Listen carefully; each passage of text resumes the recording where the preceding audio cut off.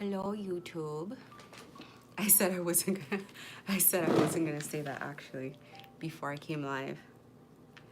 I love accents, I really do. On anyone.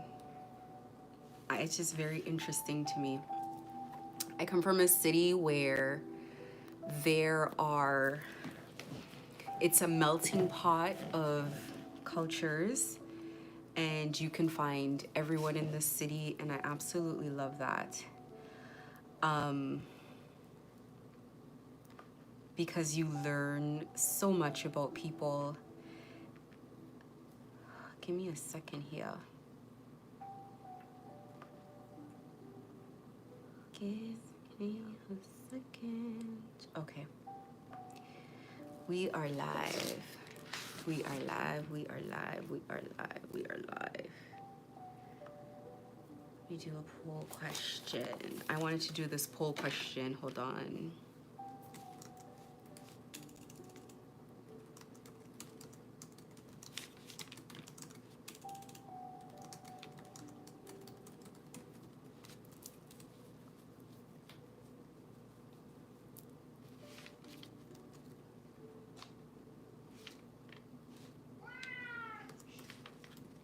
My cat only starts once I go live.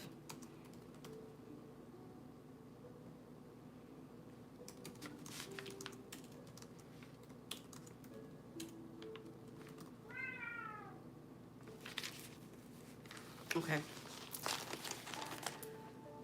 So let us go. I wanted to read this quote, and I am happy that I did not read this quote before. So, years and years ago, I can't remember the exact year, my children introduced me to this show called Steven Universe. It's a cartoon, and I got extremely obsessed with it, and it would make me cry all the time, every single time I watched it, and I could not believe how genius this show was. And I love the messaging of it. It wasn't just, it's one of those cartoons, it wasn't just like a cartoon to be a cartoon. There was obviously like a message behind it. I've referenced it before. This was even before I was even into crystals. So it's basically, I'm gonna summarize, and I'm probably gonna get it wrong because they tell me about it all the time, but it's basically where this crystal from this other planet, basically she comes to Earth and she has a baby named Steven with a human being, etc., etc. And they kind of talk about like all the crystals, and they're having like a war and whatever. And I have ended up just loving this show so much. I feel like the messaging in it was so crazy, but I could never tell why I resonated with this show so much. I could just never tell why I love this show so much. So this is a quote of what Rose Quartz, who is the mother, says to Steven, who is the main character of the show. She says to him, so I'm going to read it. She says, "Isn't it remarkable, Stephen? This world is full of so many possibilities. Every living thing has an entirely unique experience. The sights they see, the sounds they hear, the lives they live are so complicated and so simple. I can't wait for you to join them." She turns the video camera around to herself and she says, "Stephen, we can't both exist. I'm going to become half of you, and I need you to know that every moment you love being yourself, that's me, loving you and loving being you. Because you're going to be something extraordinary. You're going to be a human being." I fall apart every time that has played. I just could not understand why that was so touching to me. But I also know that this scene is probably touching to everyone who's watched it. And I've come so far in my spiritual journey that I can tell you this. I don't think this necessarily applies to everyone, but I think this applies to some of us. There are some people who have never felt at home. I don't want to say on earth in like a weird way, but really you've never felt at home here. Like you've never felt like you belong here, or like it feels foreign to you. It's almost like you kind of fake your way through with people. You enjoy them. You don't always understand them. You kind of don't understand them. You're learning how to be like people. You spend a lot of your time observing people to try to understand them, to try to... You don't feel at peace 100%. Actually, you feel at peace when you're alone. You feel at peace when you're by yourself. You need a lot of alone time because you can't always be that alert all the time. You definitely notice more than you want to. You know more than you want to. It's easier for you to just exist in the shadows. You probably don't like attention because you wouldn't know what to do with it anyway. Like, what would you do? And I don't know. I can speak for myself. I had a phase where it's like maybe you're trying to fit in. Maybe you're trying to fit in a lot of ways. Like you're trying to be like them, be relatable to them, but they can see it. It doesn't feel natural to you. Either way, you give that up. Some people, I think high school was the last time I tried to fit in, because some things they don't work for me. And not even that. So for myself in particular, it's like, look, I'm Black, but I don't feel Black, if that makes sense. Or what I assume Black people feel like or are supposed to feel like. I just feel like a person. I don't feel like necessarily like aligned to a race. I don't have problems with other people of other races. I don't feel like I have to do certain things to fit in or to look good or to be accepted. I definitely don't feel like I have to work twice as hard to be appreciated for my work or whatever. I don't feel any of the stress or the strife of being Black that people describe. And I barely feel like a person sometimes. It's like, I don't know. It's like, I say this all the time. Definitely feel like too much fuss and energy is utilized by like people in just like day-to-day living. It's too much energy. There's not as many problems as people think.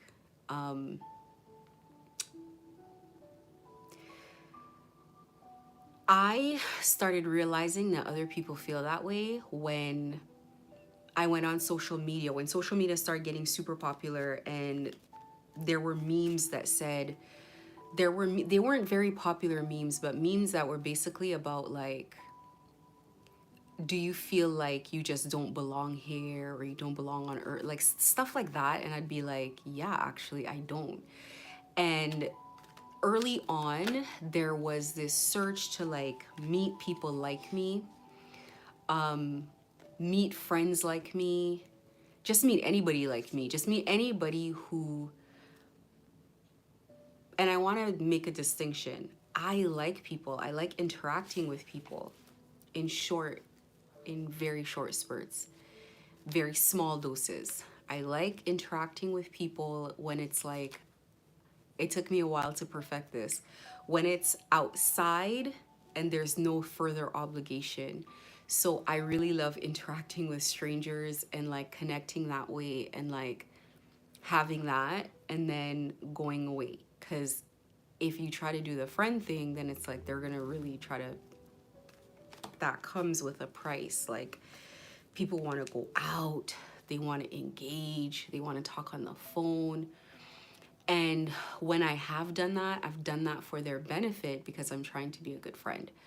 I'm like, okay, this person wants to talk on the phone, let's talk on the phone. They want to go out, let's go out. I'm like dragging myself. They call that being introverted. Yes, but I must be like a super max pro introvert because I'm like really dragging myself out the door. And then on top of it, it's like I'm a woman, so it's like they want me to put on makeup. They want me to be ready for selfies and pictures. I remember I used to be the person who's like, no, don't, I'm not interested. And people would be like, why? So it's like, individuality is not really supported, especially when you're younger. It's like everybody is expected to be into the same things. I feel at peace with like old people. I feel at peace with like people who don't, I hate to say it, don't talk a lot. People who you can just exist with their energy very quietly. People who don't want anything. People who are not gonna call me after, who are not like, but here's the thing, I came all this way, or all this way in my life, in my, like, as I get older, I accept this about myself. Not more and more, I accept it fully now. And this is the thing, when you're like this, you know what works for you because you feel who is good for you. You feel where you're relaxed. You feel where you are comfortable.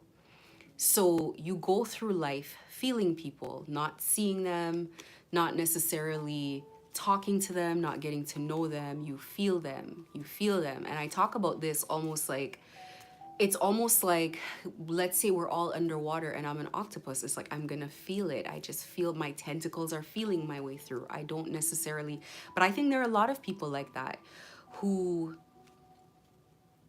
I don't know, I don't want to say don't fit it. There are people who like, I have a cat like that. Just, you can't take the commotion. And it's like, I don't know how to explain it, but it's almost like feeling thoughts or feeling auras or feeling like you can't hide an energy. So it's like there are a lot of people, it's like they just feel it. They just know, they just, you know, some energies require more than others. Some are more draining than others. And when you meet the really draining ones, you feel like you need to tiptoe out of their space immediately before they like lock in on you. You have to like throw a distraction that way and get out of there, because if they lock in, they are needy, they are clingy. They do not want to unhook. So I think male or female, a lot of us know what that feels like. But the part, so that is already what it is, right? But the part here that I finally understand is where it says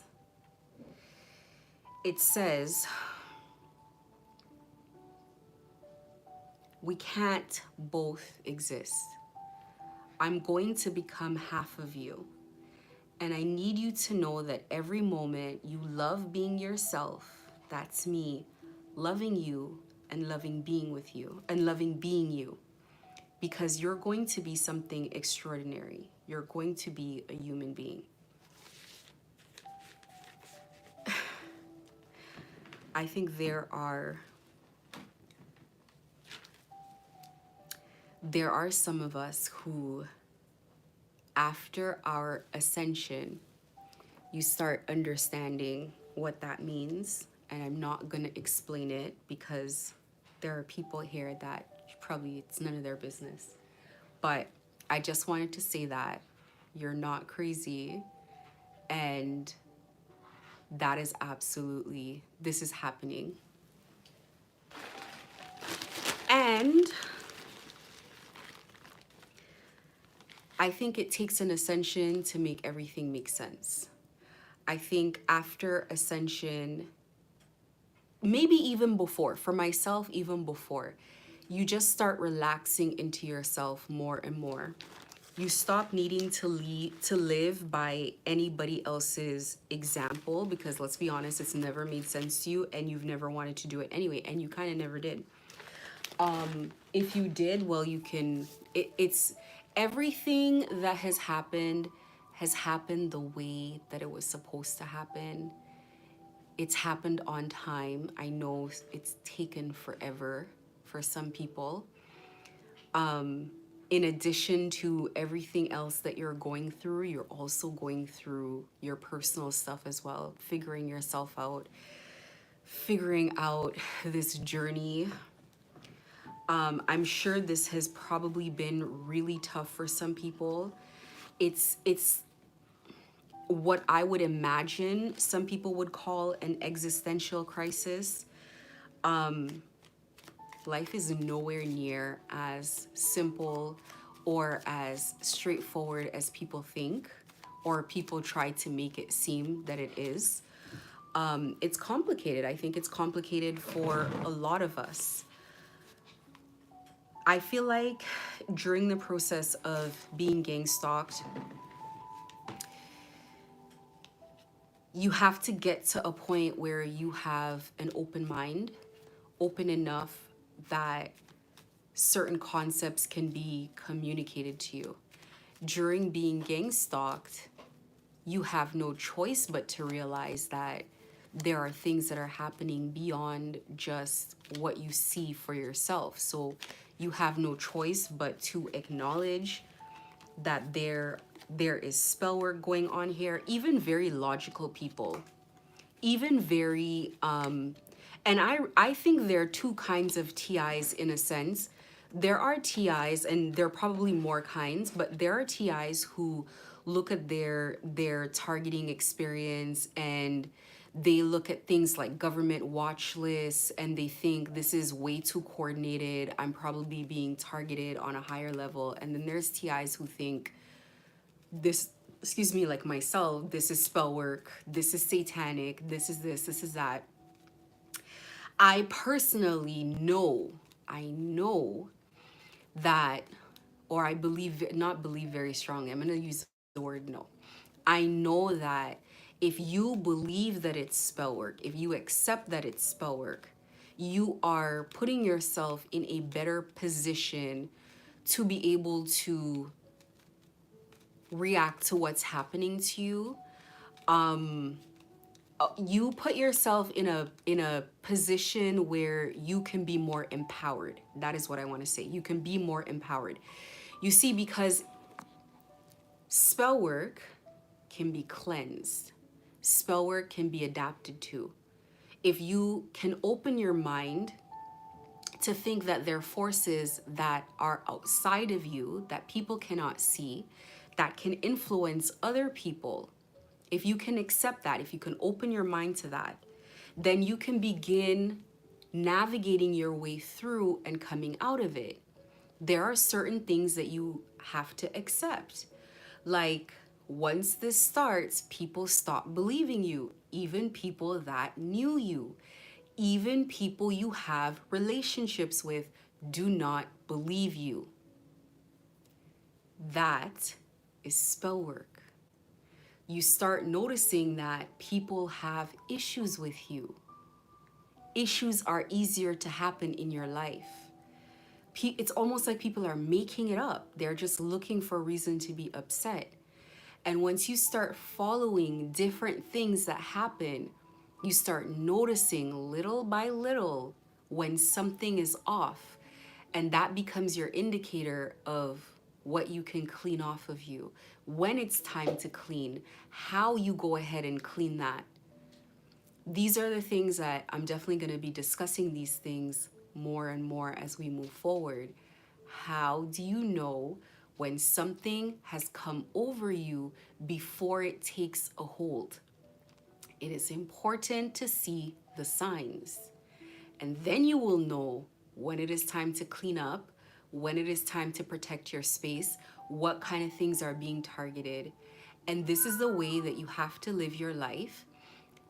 because you were being targeted before this anyway. It's just you are not being targeted by just a person or a group.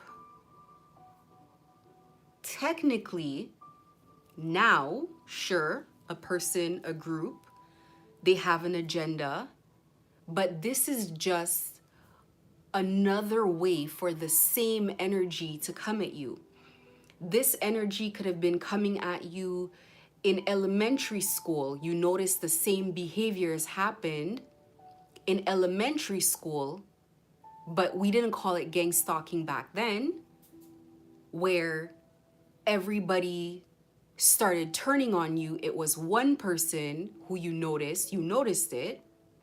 That one person who had an issue for no reason started slandering you to the rest of the kids. Then everybody turned on you and you spent a period of time with no friends. And you had to leave that environment and things got better.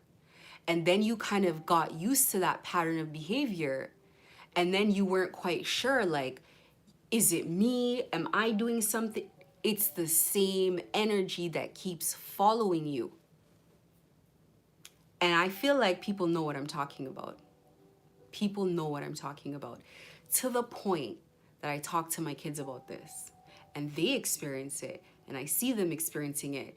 And it's a repeated cycle. It's a cycle that continues repeating, and you go through your phases with it where you're like, well, maybe if I do this, or maybe if I'm like that, or maybe if I don't say anything, or maybe if I'm more quiet, or maybe if I'm whatever. Doesn't matter. It's the energy that you're carrying that is irritating to the energy that they carry. That is all it is.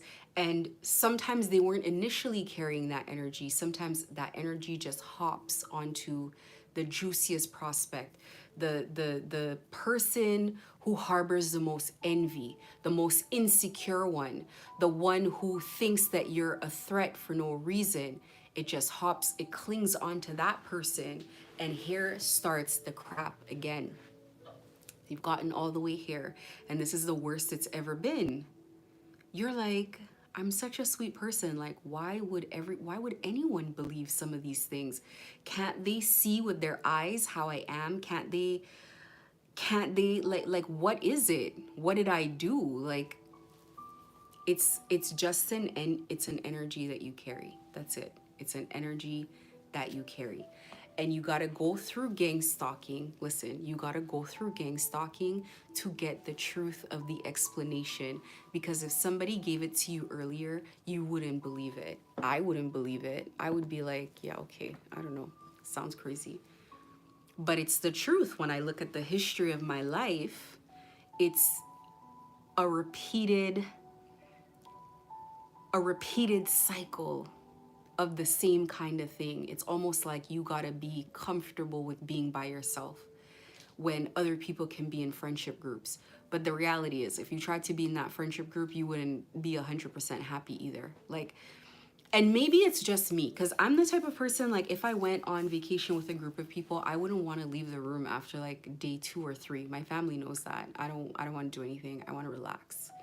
Like, so it's like, would you necessarily, like, so maybe it works out the way it's supposed to work out anyway. Who knows, right? Everybody's different. Who knows? But the point that I'm trying to say here is, first of all, if you were a person who felt like you were a black sheep in your family, or you felt like you didn't fit in, or you felt like there was always some sort of issue, and you didn't necessarily feel included, you didn't necessarily feel loved, you are incredibly loved.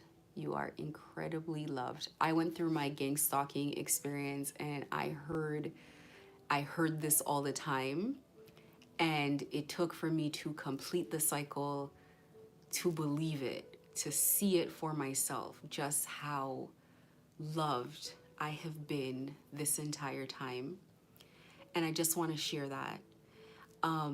When you completely meet what I would call your spirit guides, the energies that are going to guide you through your life experience, when you meet these energies that, because there might be more than one, these energies that have been waiting for you to be open enough, for your brain to be ripe enough to accept them, because this human experience does not open you up to this, to being able to accept this information early on. But when you do get to that point where you are open enough to accept it and you're open enough to feel it, you are going to understand just how loved you are. You're finally going to feel at peace and at home in yourself, and you're going to feel full in yourself. I want you to focus more of this experience on searching inward for a feeling of being self-full, being self-validated, opening up to your spiritual journey more, being more open-minded, not just about the dark energies that are around you, that are persecuting you, but the light energies that are here with you, that are comforting you, that are taking care of you. So I've talked about on the channel destiny swapping. I've talked about witchcraft and all of that.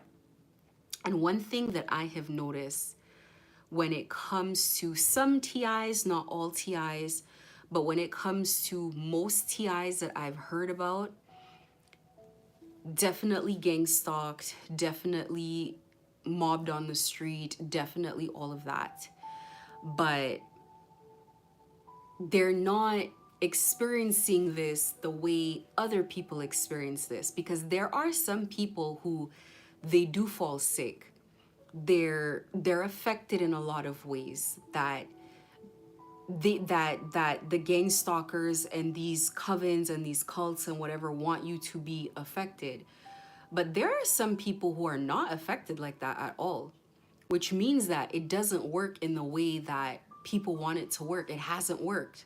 So I can say in my situation, they had to fake it.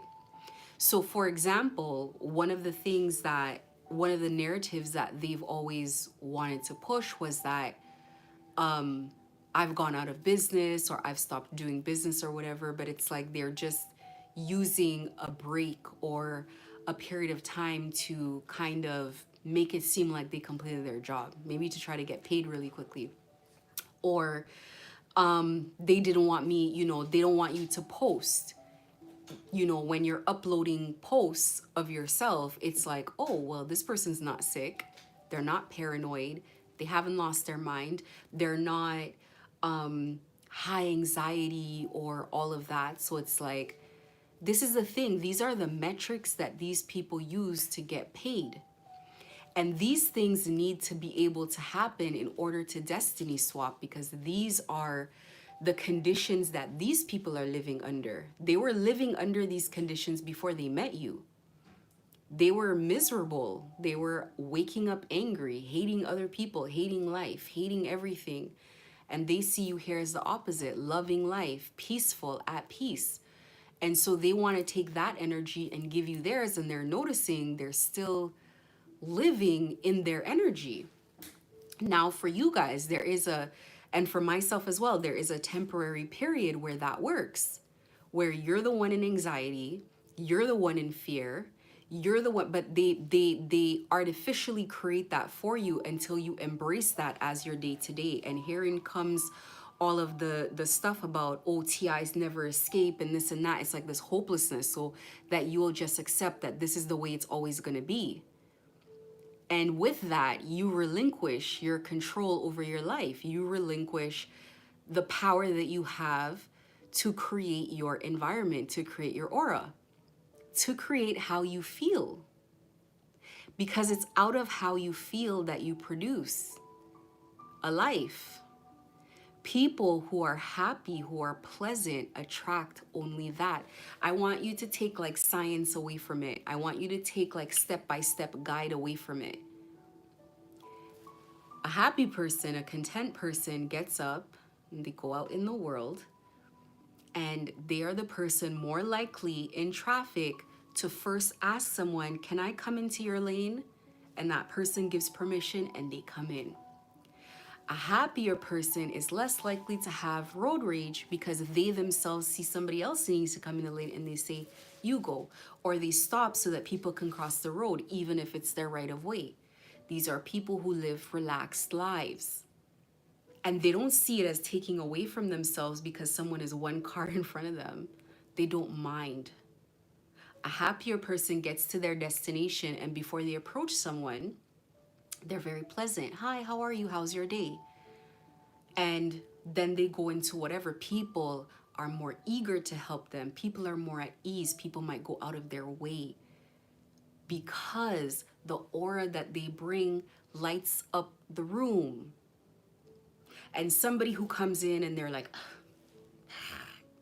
it's like, even you on your job, you wouldn't want to, it's not the first person you're going to race to. Why? Because you just don't want to deal with this. You don't want to deal with this kind of whatever this is. And you're like, this is going to be problems. You know, like, I have to be on a tightrope with this person because any wrong thing I do, this is a customer that even if I make the sale is going to be likely to come back for a refund and likely to leave a bad review and likely to this and likely to that. People just like happy people. So this is what it comes down to. As you're walking around, it's not any kind of magic that you're specifically doing, but you're just attracting the happiest people, the most pleasant people. Let me tell you, I'll go places, and if I was starting to work with one person, the manager swoops in and just takes me over from them. And they sit me down somewhere. And randomly they might bring me like a glass of something from the back. Like literally, I'm not joking. Well, high-end stores will do that. They'll give you like a glass of that has nothing to do with me purchasing anything. It's just there's something there. And they don't know why, and I don't know why, but it doesn't matter. This is how it works when your aura is very pleasant. They're trying to take that away from you. This aura is what we call an abundant energy. It is people that, regardless of their race, regardless of how much money they have in the bank, how they're dressed, any of the above, they are just treated well, they are well accepted, they are embraced as they go. If there were a bunch of units on a plot on a blueprint, the builder will offer you that very special one. Or maybe they were reserving that one for a parent and they're like, you know what, but honestly, I don't mind, I'll give it to you. This is the energy that you're carrying. It's that light energy. It's that angelic energy. That is the energy that you carry, that people meet everywhere and that they recognize. Something about it feels safe. It feels warm. It feels peaceful. It feels inviting. They tell you their secrets.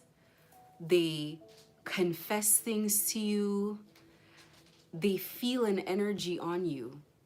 And that energy is what people have been calling either divine feminine or divine masculine energy. When you hear that term, divine feminine or divine masculine is either the maternal gene, a mother gene, or a father gene.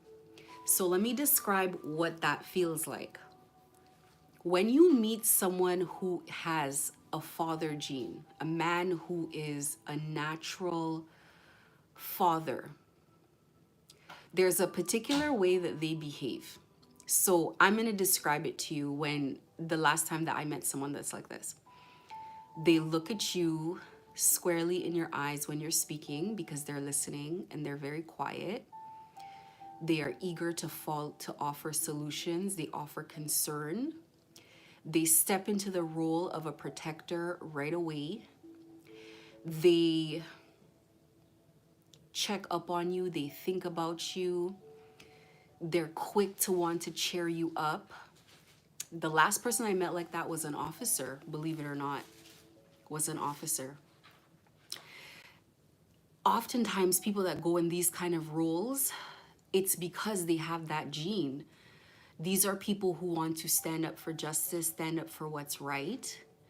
These are people think divine masculine feminine is like some type of twin flame situation. It's really not. It has nothing to do with like relationships. It is the aura and the energy of God. God as a father figure. That is what it is when you carry the energy of the Most High. And women that are like that are the same, very nurturing. You feel very safe around them. You feel very taken care of. You feel like they're giving you attention. You've never felt like that before. And people with that energy, you want to stay in their energy. It's confusing for people who have never experienced genuine love, unconditional love, which are a lot of people, unfortunately. It is an energy that nobody wants to lose around them, but they may or may not know how to handle it either. But it also is an energy where people want to like attach a pipeline and like drain you of it because they want it. They want it to replenish themselves. They want to use it to heal themselves, and they have nothing to, it's like they forget that you're a person, and they want to use all of your energy, but they don't have what it takes to replenish it. That's what you've been feeling when you're around people. That people like to be around you, but they're not concerned about if you like to be around them, if they are pleasant to be around, if they replenish, if they give back. So when it comes down to it, a lot of times when I look at, and you know, it's hard, it's not always the easiest thing to just judge from a video, but you can tell who real TIs are and who's not.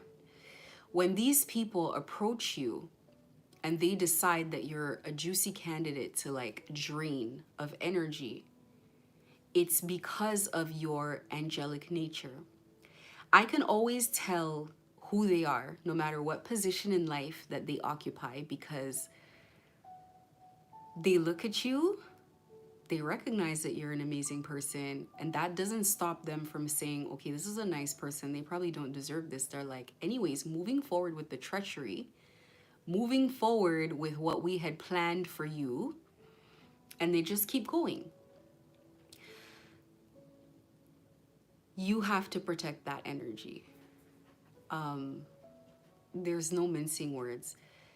It's to the point where I also want to explain this about your energy. I don't know how many people really follow this stuff. Sometimes I leave out things because I assume that people know it, but I should mention it.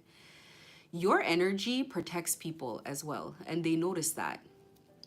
So people get away with murder based on how you feel about them and based on the fact that you're still around them. So there are people who have done you wrong, but the bombs can't go off while you're in the vicinity.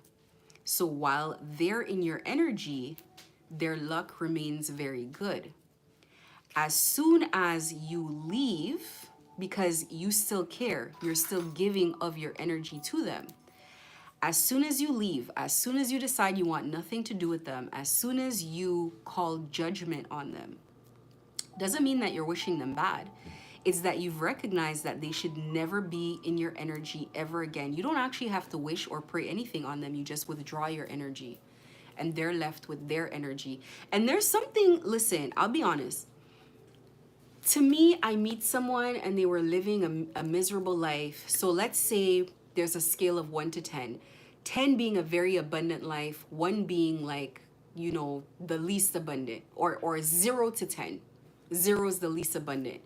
You met somebody and they're at like 3, 4. Let's say 4, right? 5 even is probably not the greatest. And they're abusing you. They're taking advantage.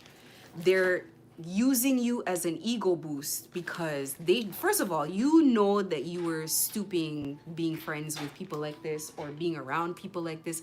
You know that these people are users. Like, you know it, but you don't want to accept it, but whatever it is, right?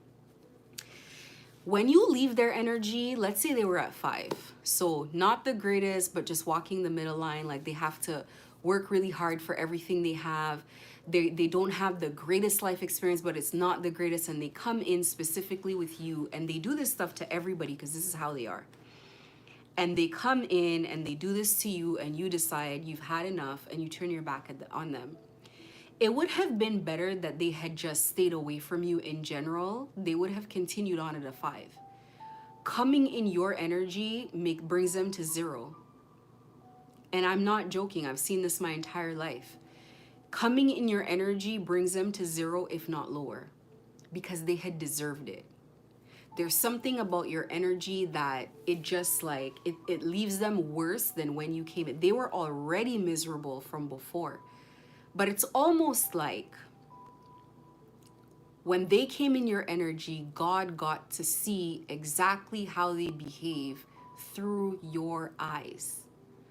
God felt how they made you feel because God is inside of you feeling it. God saw every single one of them, even if you didn't see it. Because that's how your heart is set up. Your heart is very loving. But God saw every single person that hurt you, that played you, that lied to you, that just took advantage for no reason, that just abused your kindness. Had they done it to somebody else, like I said, they would have stayed at a 5. But God's like, actually, you don't even deserve this 5. And you're not coming out of it. Not necessarily just because it happened to you, even though that is an issue as well. It's not just necessarily because it happened to you. It's because this is what they always do. And unless they are punished, unless they are pinned to the ground, they are not going to learn that this is not how you treat others. Throughout my life, throughout my entire life, I've always had people come back to apologize to me after, like, I'm sorry for saying this and I'm sorry for doing this. And even if I want to brush aside the apology, like, you know what, I moved past it, they're like, no, I have to apologize to you. Because I think a lot of times, no matter how slow people want to behave, they recognize that all of this happened after they did that to you, whatever that was. So let's roll back the tape. You may have noticed this pattern in your life. And if you don't yet, maybe sit back and think about it. As this occurs, there's always people, no matter, like, even on social media, you always hear, you know what, people say, you know what, karma's gonna get you. People that are confident enough to tell you karma's gonna get you, it's because they've seen people get karma all the time. Not everybody sees karma happen to other people when people hurt them all the time. But there's some people, they're content with saying, it's okay, karma's gonna get you. There are some people you do not want to make them cry. Because if you make them cry, it's like it's not them crying, it's like it's God crying. It's a problem. So these people know that when they're gonna tell your story in a year, 2, 3, 5, the first part of the story is gonna be how wrong you did them, and the second part of the story is gonna be the craziness that happened to them because of what they did. So you're walking around in this abundant energy that attracts users, manipulators, liars, extortionists, criminals, the worst kinds. As much as it attracts other people, it attracts bottom tier people. And it's supposed to. It is supposed to. That is the sheep. It is, some people see the sheep and they see a very pleasant, loving animal, and then some people see, lamb chops. They want to devour everything that you have to nothing. They want to get rid of you. Whatever it is that makes people behave that way. Wouldn't you think, well, you have to start thinking about it at some point, because you keep wondering to yourself, like, why do I keep attracting people like this? It's because you're supposed to. It's literally because you're supposed to. You're supposed to attract people that do this kind of stuff. Because how else would God see what's been hidden, what people have been doing and getting away with in back alleys to people where it wasn't in the light, it wasn't on the news, it wasn't in the forefront. This is how it works. Certain people come into people's lives, they abuse these people, and God sees not from above, not from behind them, but through the lens of their eyes.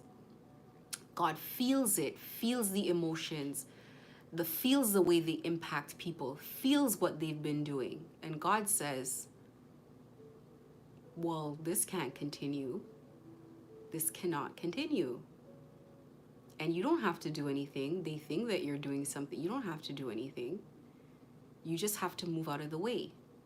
You just got to know when it's time to move out of the way. God has seen enough. Through your gang stalking journey, you're going to stay here until God sees every last one of them. And it's going to feel horrific because this is what they do to people. They gang stalk people, they steal from people, they block people's growth, they do a lot, they destroy people. And the energy on you is going to watch all of it. He or she's going to feel all of it. He or she is going to decide that it's not going to continue. And it's not just about the people who gang stalk you because they were in a gang stalking group, it's about anybody who would have agreed to it. Anybody who they could have convinced. Anybody who didn't have enough integrity to say no. Anybody who they could have bullied to do it. Anybody who they could bribe to do it. Anybody. All of them. And I'm telling you, if you need to go find a doctor, let's say a dentist, you don't have a dentist, you're gonna find the gang stalking dentist. The gang stalkers didn't tell you who to pick. You went through the entire list, and the one that keeps drawing your eye is the gang stalking dentist. You go on a dating site and you're gonna find a chief gang stalker who you're not even attracted to. That's the one you talk to. You find them. Whatever it is that you're looking to do, you go to a whole big mall, you're gonna walk into the stores with the gang stalkers. You're gonna walk into the stores with the scammers. You're gonna choose the tarot readers that lead people astray. You're gonna find the manipulators and the users because you're not the one that's looking for them. It's not you, it's your higher self that needed to meet them, that knew that they would have this amount of time, and on this day, at this time, judgment was going to begin. Karma is very real. Karma walks around as a consciousness. Not just one, not just two. Karma's not like that. Consciousness is not just like a single being. It's not just like one person who's karma. Nothing is by accident ever at all. My entire gang stalking experience, it has always been, listen, I'll give you an example. I could give you a million examples. I had to print this book right here. And I didn't want anyone to find out about it. I had designed it. Listen, I'm so proud. I designed it. It's so professional. It's so beautiful. It's amazing.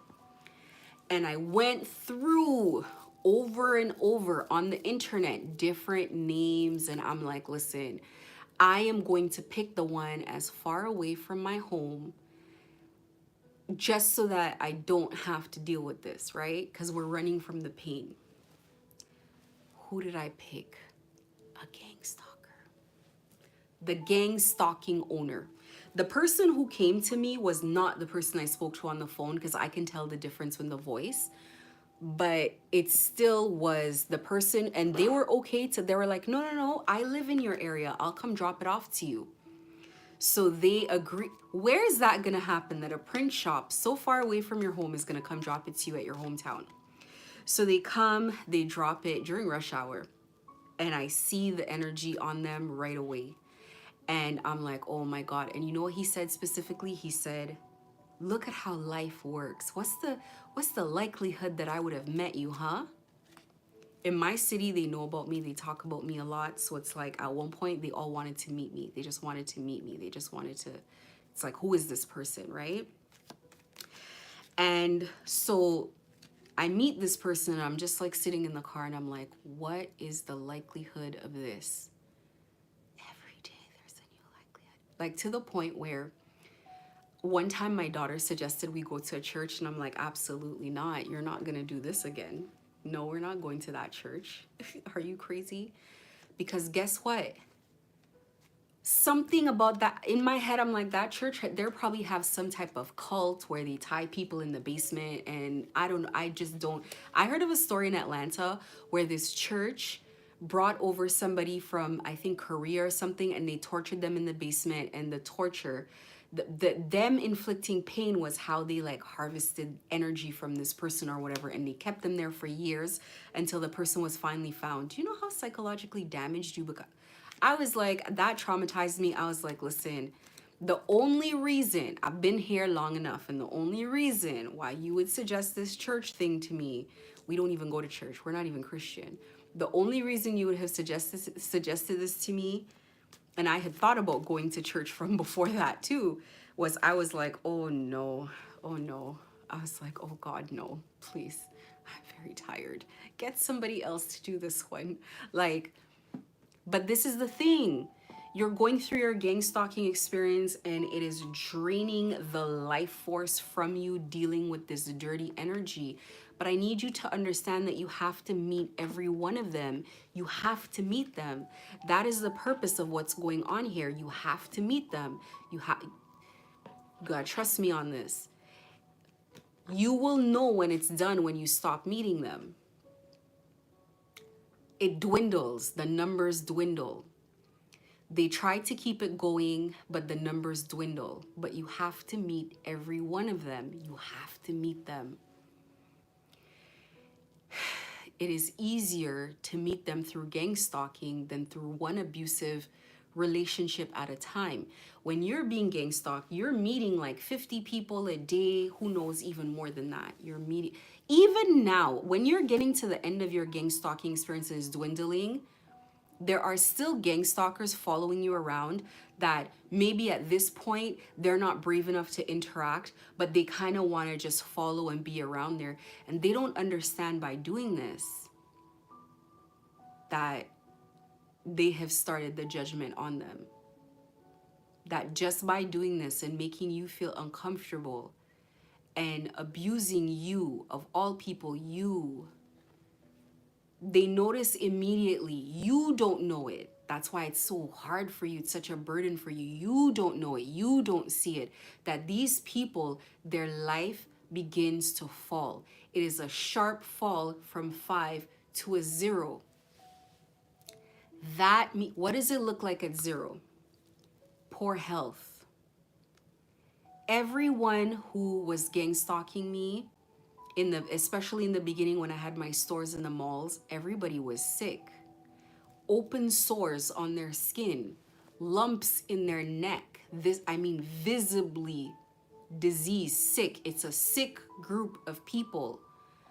Somebody would have come into my store one day and they come later and they're like, I was in the hospital. I was on dialysis. I did this. And it was like huge things. And I'm like, what in the heck is going on? And then other people would be like, oh, this person is in and out of the hospital. I'm thinking, what is going, like, how is this possible? It was too bizarre. And then I would notice that the police who would normally, or different people who would come, are all wearing crystals to try to protect themselves, are all doing all of it. It's like they would follow me around to see what I would do and they would do it, but at the same time, it's like they're spiritually attacking me. As soon as they participate, and let me tell you, it's not just them participating, it's them being in the group. You have to understand the energy thing, it works the same way for everybody.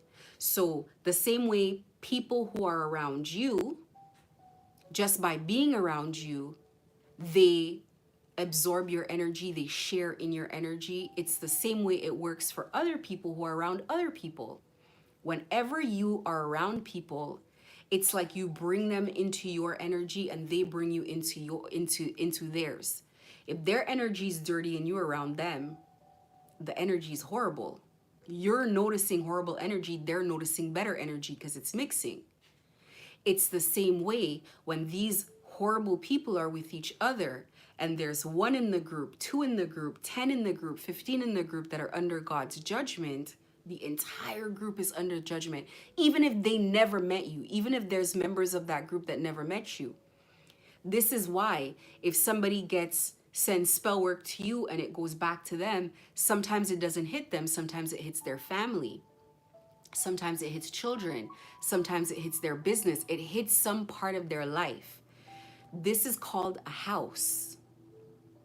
A house consists of everything that you are. Under your house. This is what they're attacking. This is what they're attacking on you as a TI, your house. Your house is not the structure you live in. Your house is everything that is you. In your house, it's 12 rooms. This is the 12 houses of the astrological, I don't want to call it the chart, but it's 12 astrological houses, okay? Some houses represent your health, your physical appearance, your image. Some houses are your work. Some houses are your destiny. Some houses are your family, your children. Some houses are your love relationships. They're attacking all 12 of these houses. They're attacking your house. When energy backfires to them, it also attacks their house. You're not just a vessel. When you're on earth, you have a house. So it hits any room in the house. So it can go back, it can hit their friends, it can hit their social network, it can hit their money, it can hit their health. It is an energy that's returning back. So in this journey, you're experiencing the attacks, which is scary, but it's not actually hitting you. And they know that. They start seeing it. There may be a period of illusion where they may think it's working. But if you stick in this and you do this correctly, they know that it is not working. You are not sick. You are not mentally unwell. And the key to this is healing, which they prevent at all costs. We're not talking about light spell work like, you send someone some acne and they don't get the acne and now you're breaking out. We're talking about very risky spell work.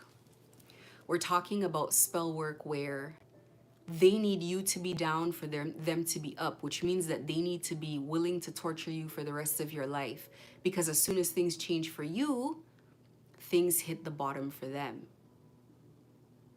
They can't afford to let you get away. They can't afford to let you escape because then they would be out of your energy. And if they are out of your energy, then they hit that 0.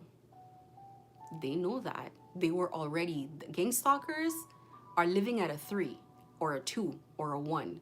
They're not living good. They need to constantly steal to have anything. It is a Ponzi scheme. They need to constantly steal energy or they don't have anything. They know this. The whole reason that witches do this is because after doing black magic for a certain amount of time, you lose everything, every blessing, every room in the house is burnt up. After breaking spiritual law, your existence on earth becomes tougher and tougher. You need to steal to survive. This is the way that it works. This is why warlocks, they have to date women who have something, steal from the woman energetically. It's like slowly but surely you'll see things like not work out for her. It's like because the energies, they come in just by being in her presence, things look up for them, it starts looking down for her. It's like they become accustomed to they become energetic thieves, street rats. And they're at a point where even if all they can have is a breadcrumb, it's worth it. Because let me tell you what it's like for these people doing black magic. I'm going to give you a real life example. This girl had been doing work on me before and I realized it, but I met her because she called, she responded, lies. Lies. Let me tell you the real story. I had an idea in my store, in my new in one of the last location I had, that I'm going to invite a bunch of people that hold vendor markets to hold markets in our space, because it's like 4,000 square foot space. And we're gonna host it. It's a beautiful space. It has a patio, it's central, it's right next to a really nice mall, etc., etc. I message this one girl, she messages me back. And she comes in and she totally love bombs. And I think, oh my God, I'm gonna help this girl because this is what was happening. She was supposed to have another market. It fell through. They canceled on her last minute. Come to find out, it's because she didn't have the money to pay them. There was something in one of the largest blogs in our city. This is a blog with like 1 million followers, that they reported these markets for basically taking people's money. It was a scam, taking people's money, $200 a pop, and then not holding the event, which made no sense. Why? Because if somebody's renting a space at $1,000, you could take the money, still hold the event, and try to build your name and your brand and your reputation from there. So they were having business issues. This was not running properly, etc., etc.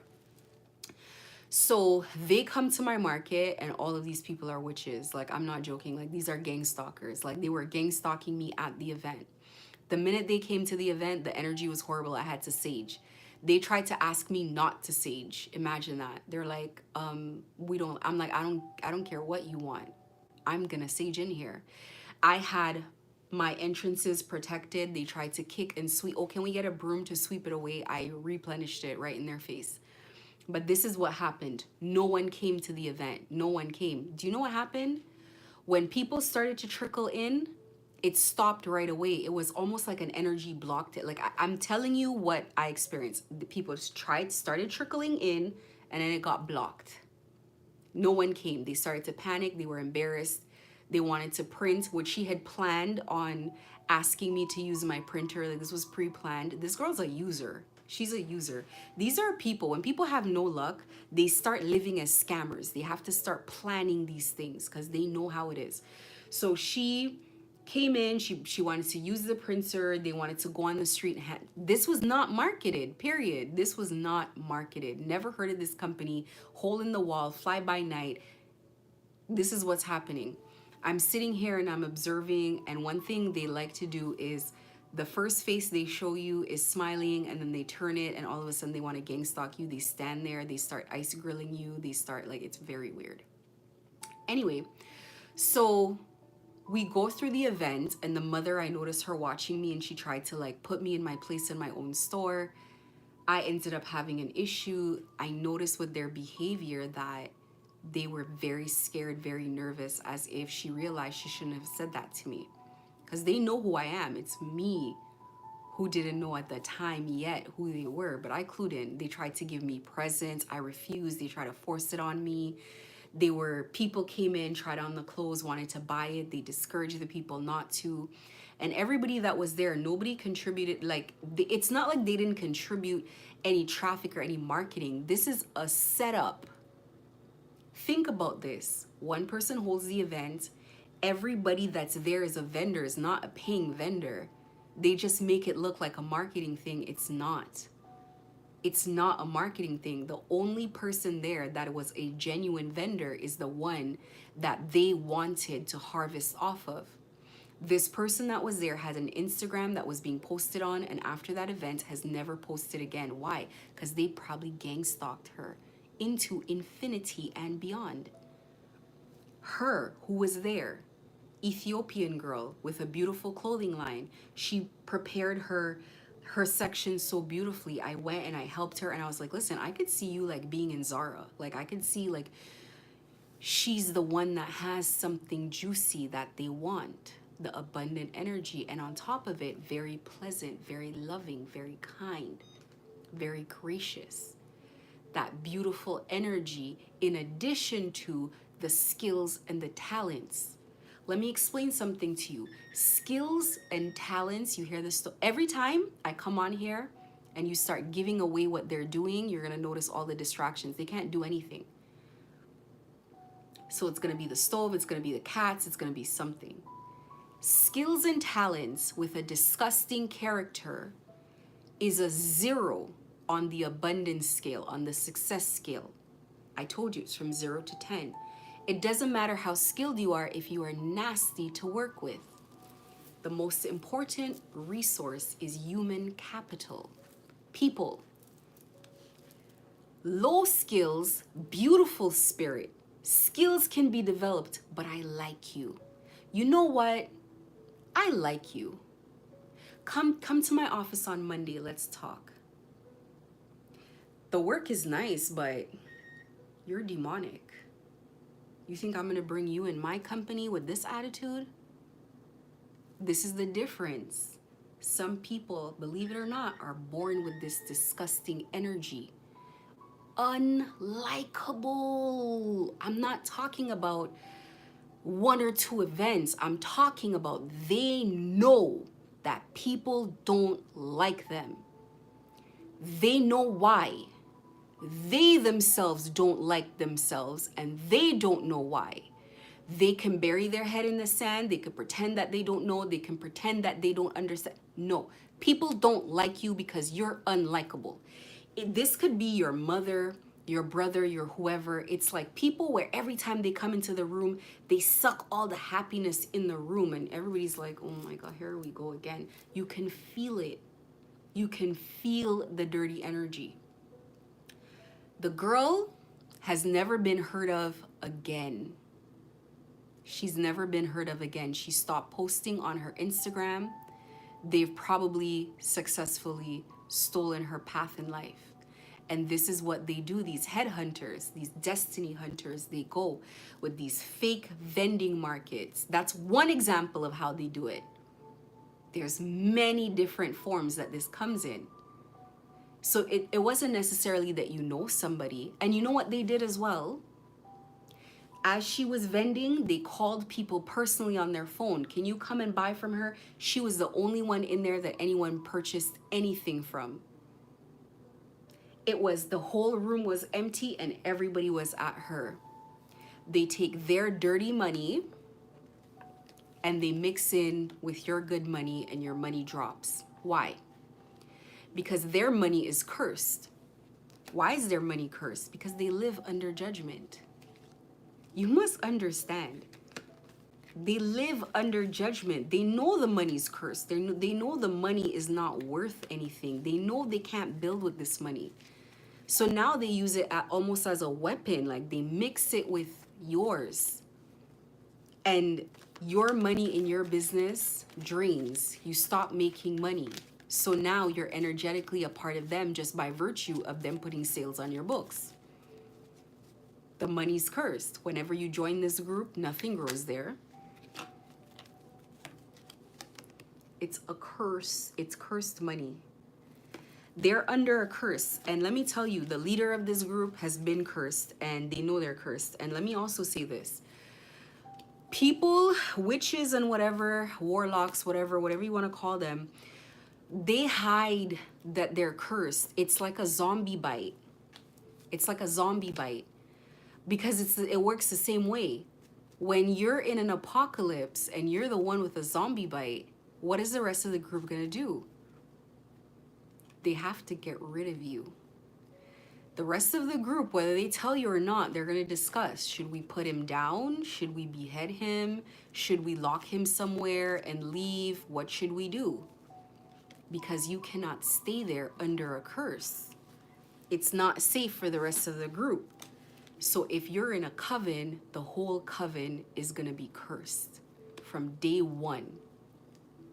From day one you enter, there are people walking around under a curse their entire life.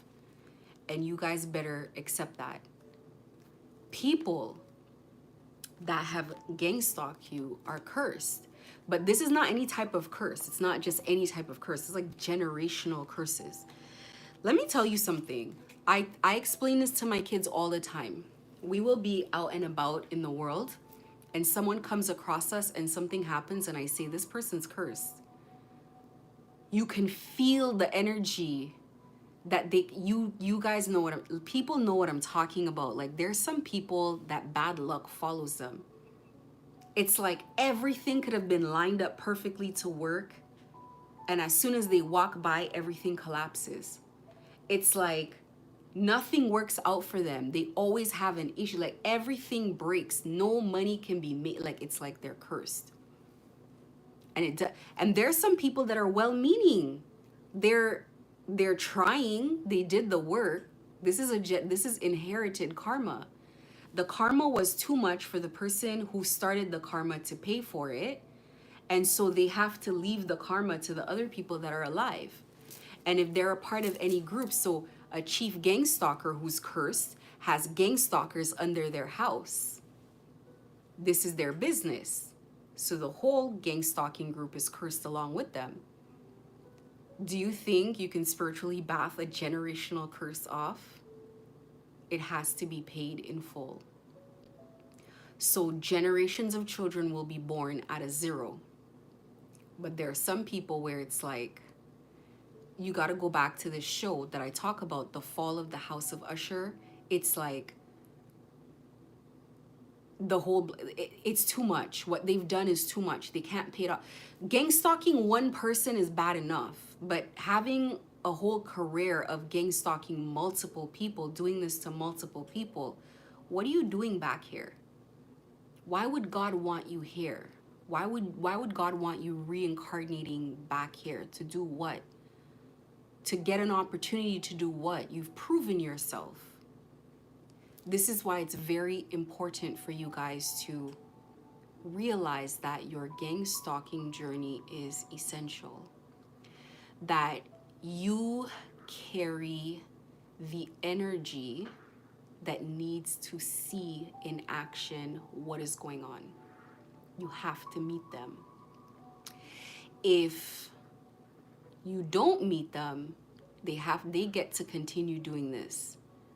And you probably don't want to move forward in a world where there are people that would allow themselves to be taken over in this way. You probably, and you know, the thing is about people that get into gang stalking is maybe they were at a 6. They weren't rich or anything, but they weren't broke. They weren't like on their last leg. It's like you come in at whatever, and then now you hold hands with these people. They pay you for this corruption. Now you have nothing. It's like it wasn't even necessary to go that far. So you have to hold on. You have to meet these people, and you have to not get personally involved with the process. You just need to exist through the process, exist. Don't worry about, I got personally involved in it. It drained me. I got pissed off because of how long it took. 2 years. 2 years. It's easier said than done.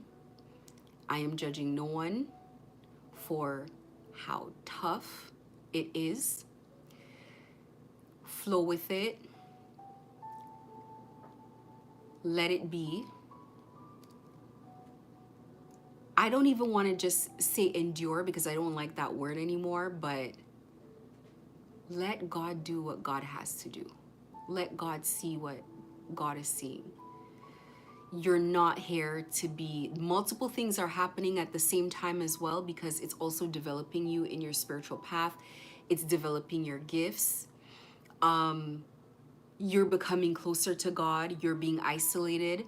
The other thing that I want to that I want to talk about, and before I'll get there.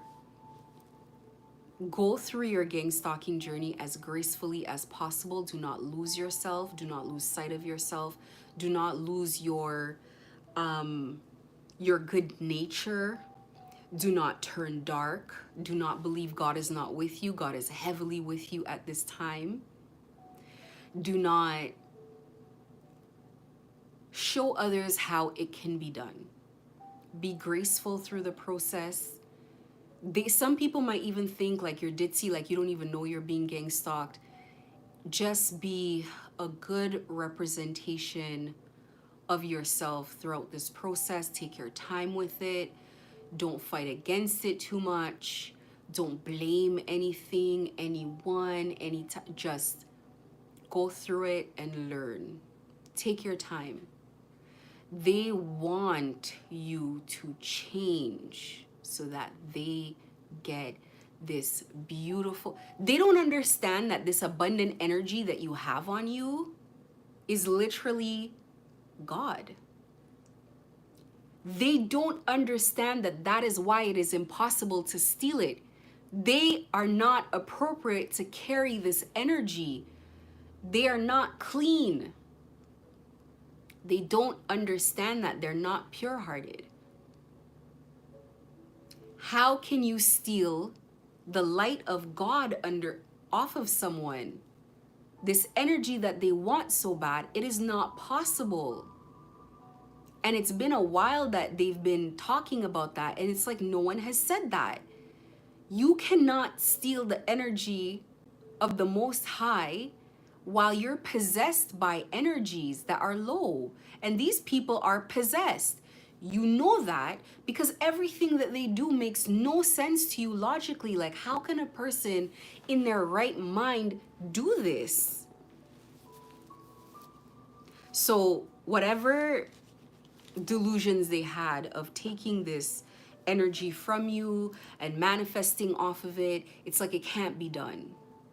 It cannot be done. It's not possible. Vibrationally, it is not possible. So these people have put themselves in a trap, but they were meant to walk through it. For yourself, you have to learn the trying lesson, the difficult lesson of walking through a storm gracefully. It is going to be one of the hardest things that you've done thus far. And at the end of it, you're going to come to the conclusion that that is actually what your purpose is, to meet these kinds of people. So as your skills develop, as you become stronger, as you become capable of handling more, the people you meet are going to be worse. So maybe this is going to comfort you and maybe it's not, but this is not the worst set of people that you're going to meet. So please do enjoy the gang stalking stage, because when you get to the next step or the next experience like this, you're going to wish it was just gang stalking. You're going to look back and be like, man, I wish it was those regular people on the street, those mom and pop people, those grandmothers and kids and whatever just following me everywhere and saying rude statements. I wish I could get that again, because what I am going through right now is craziness. My first experience, my first battle with this nonsense, with this type of energy taking me on head on, at the time it was so brutal. And I looked back during gang stalking, I'm like, man, I wish I could have that again. Because that was way easier to deal with than what I'm dealing with now. And I really mean that. I mean that. I mean that. For some people, maybe gang stalking might be the last one. Maybe you might not have to do another one, but for some of us, yeah, there's going to be more. And as you continue going through life here or there, I want to tell you, walk with the knowledge that as you walk through a place, if you went to a market, the person that you go up to and that person steals money from you, it's because it's almost like you just see the market, but your higher self scans it and says, who here needs to be taught a lesson? Okay, go buy from that one. It's to the point that I just let people scam me. I'm just like, okay, well, I see what's happening and I'm like, no, I'm not doing it. And God sends me back. Like, no, no, pay the money, get the service, get the whatever. And it's like, damn, here we go again. Here we go again. And there are times where I'm laying there at home and I'm thinking about it and I'm like, yeah, I can see why people think I'm the one doing this, because, and I'm just shaking my head and it's just like, put it this way. You have to think about it almost like working for the Secret Service and, this is what this person does. They do it to everybody. They do it to you. And now they get to not do it ever again. You're the last one that they do it to. You don't have to worry about the money that was scammed from you. It will be returned and then some. You will always be okay. You will always be taken care of. But this is how you're walking through life. You're making scumballs. And now you understand that it's not punishment. It's just what needs to be done.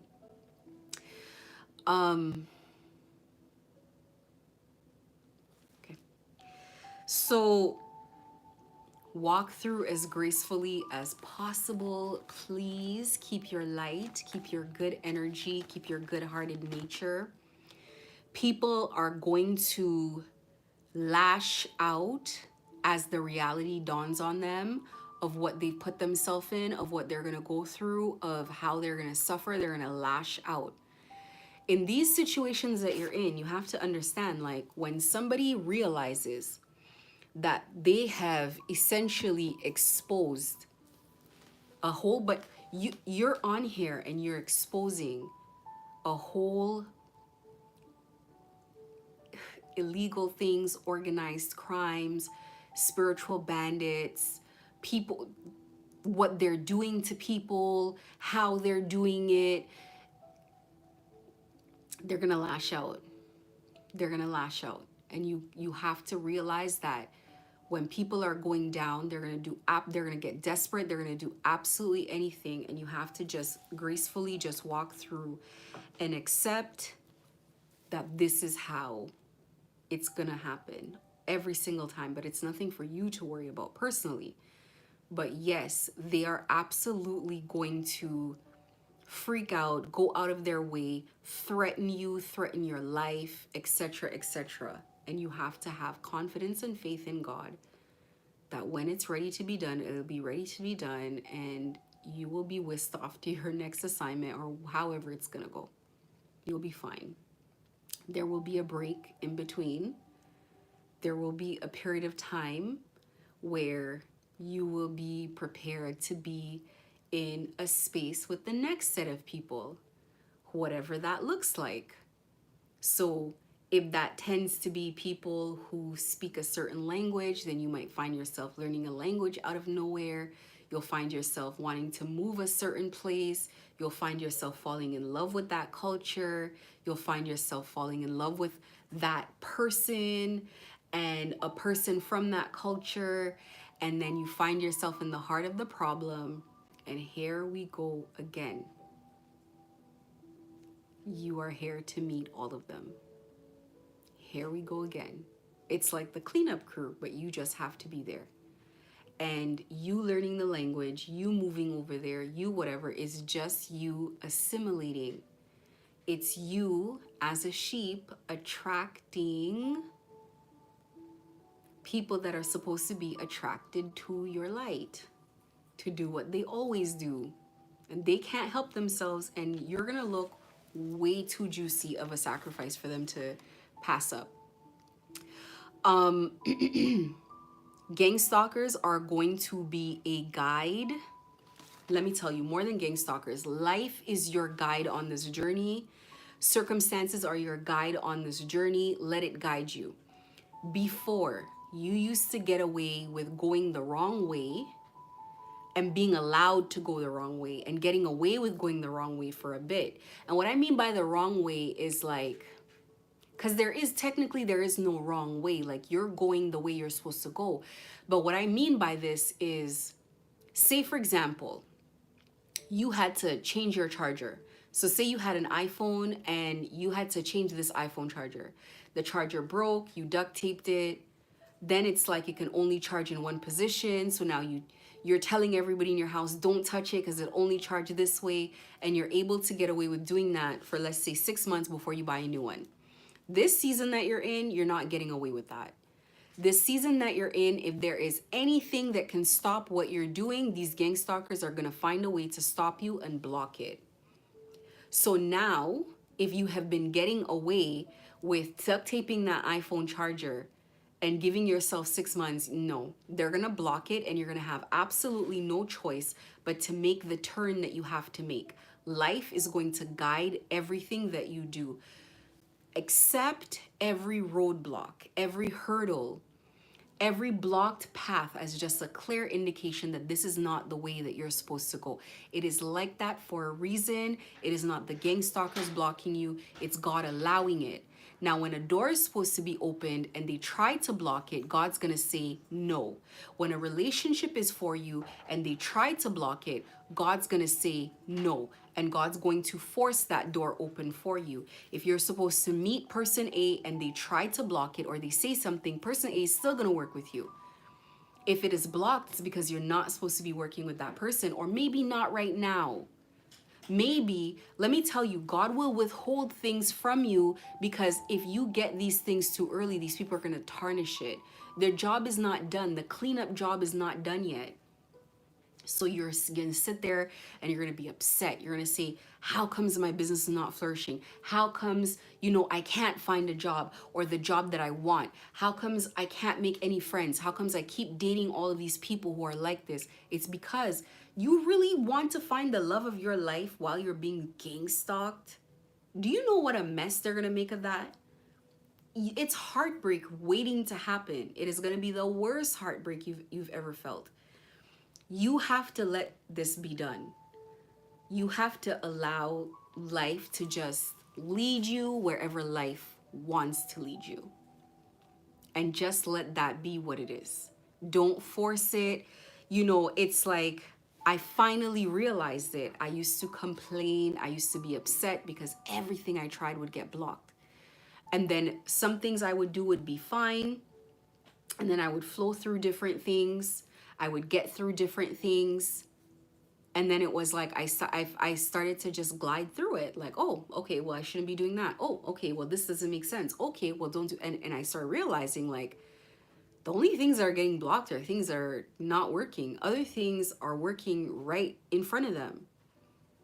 Because this is the thing that's supposed to grow. And one thing is like my YouTube. My YouTube is growing way slower than other people's YouTube channels. But at the same time, I probably don't want it to grow faster because I myself have to develop. I myself have been going through things that I probably don't want to be in front of a large audience going through because I'm healing while I come on here as well. So you just have to take it day by day with everything that you're going through.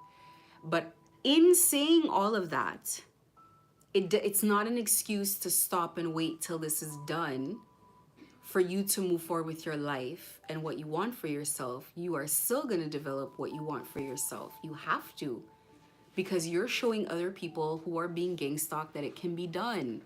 You're showing other people that it's possible to put one foot in front of the other, even though it's slower. It's going to be slower in this season. And as soon as the problem's out of the way, you're going to launch so far, further than you could have done on your own. Take your time with it. Develop everything that you need to develop, whether it's your skills, fix your resume, keep going to interviews, whatever it is that you need to do, you need to continue doing it. You need to learn how to take care of yourself spiritually. I talk all about spiritual cleansing. Learn how to protect your home, your children, yourself. Learn how to deal with all of this because you do not want to enter the new season of your life and you're still susceptible to spell work. You're still susceptible to sabotage. You're still reactive to slander. You're still easily triggered. It's a grooming process as well. Excuse me. The other thing that I want to talk about, follow through with your projects to the end. To the end. Every time something happens, don't quit.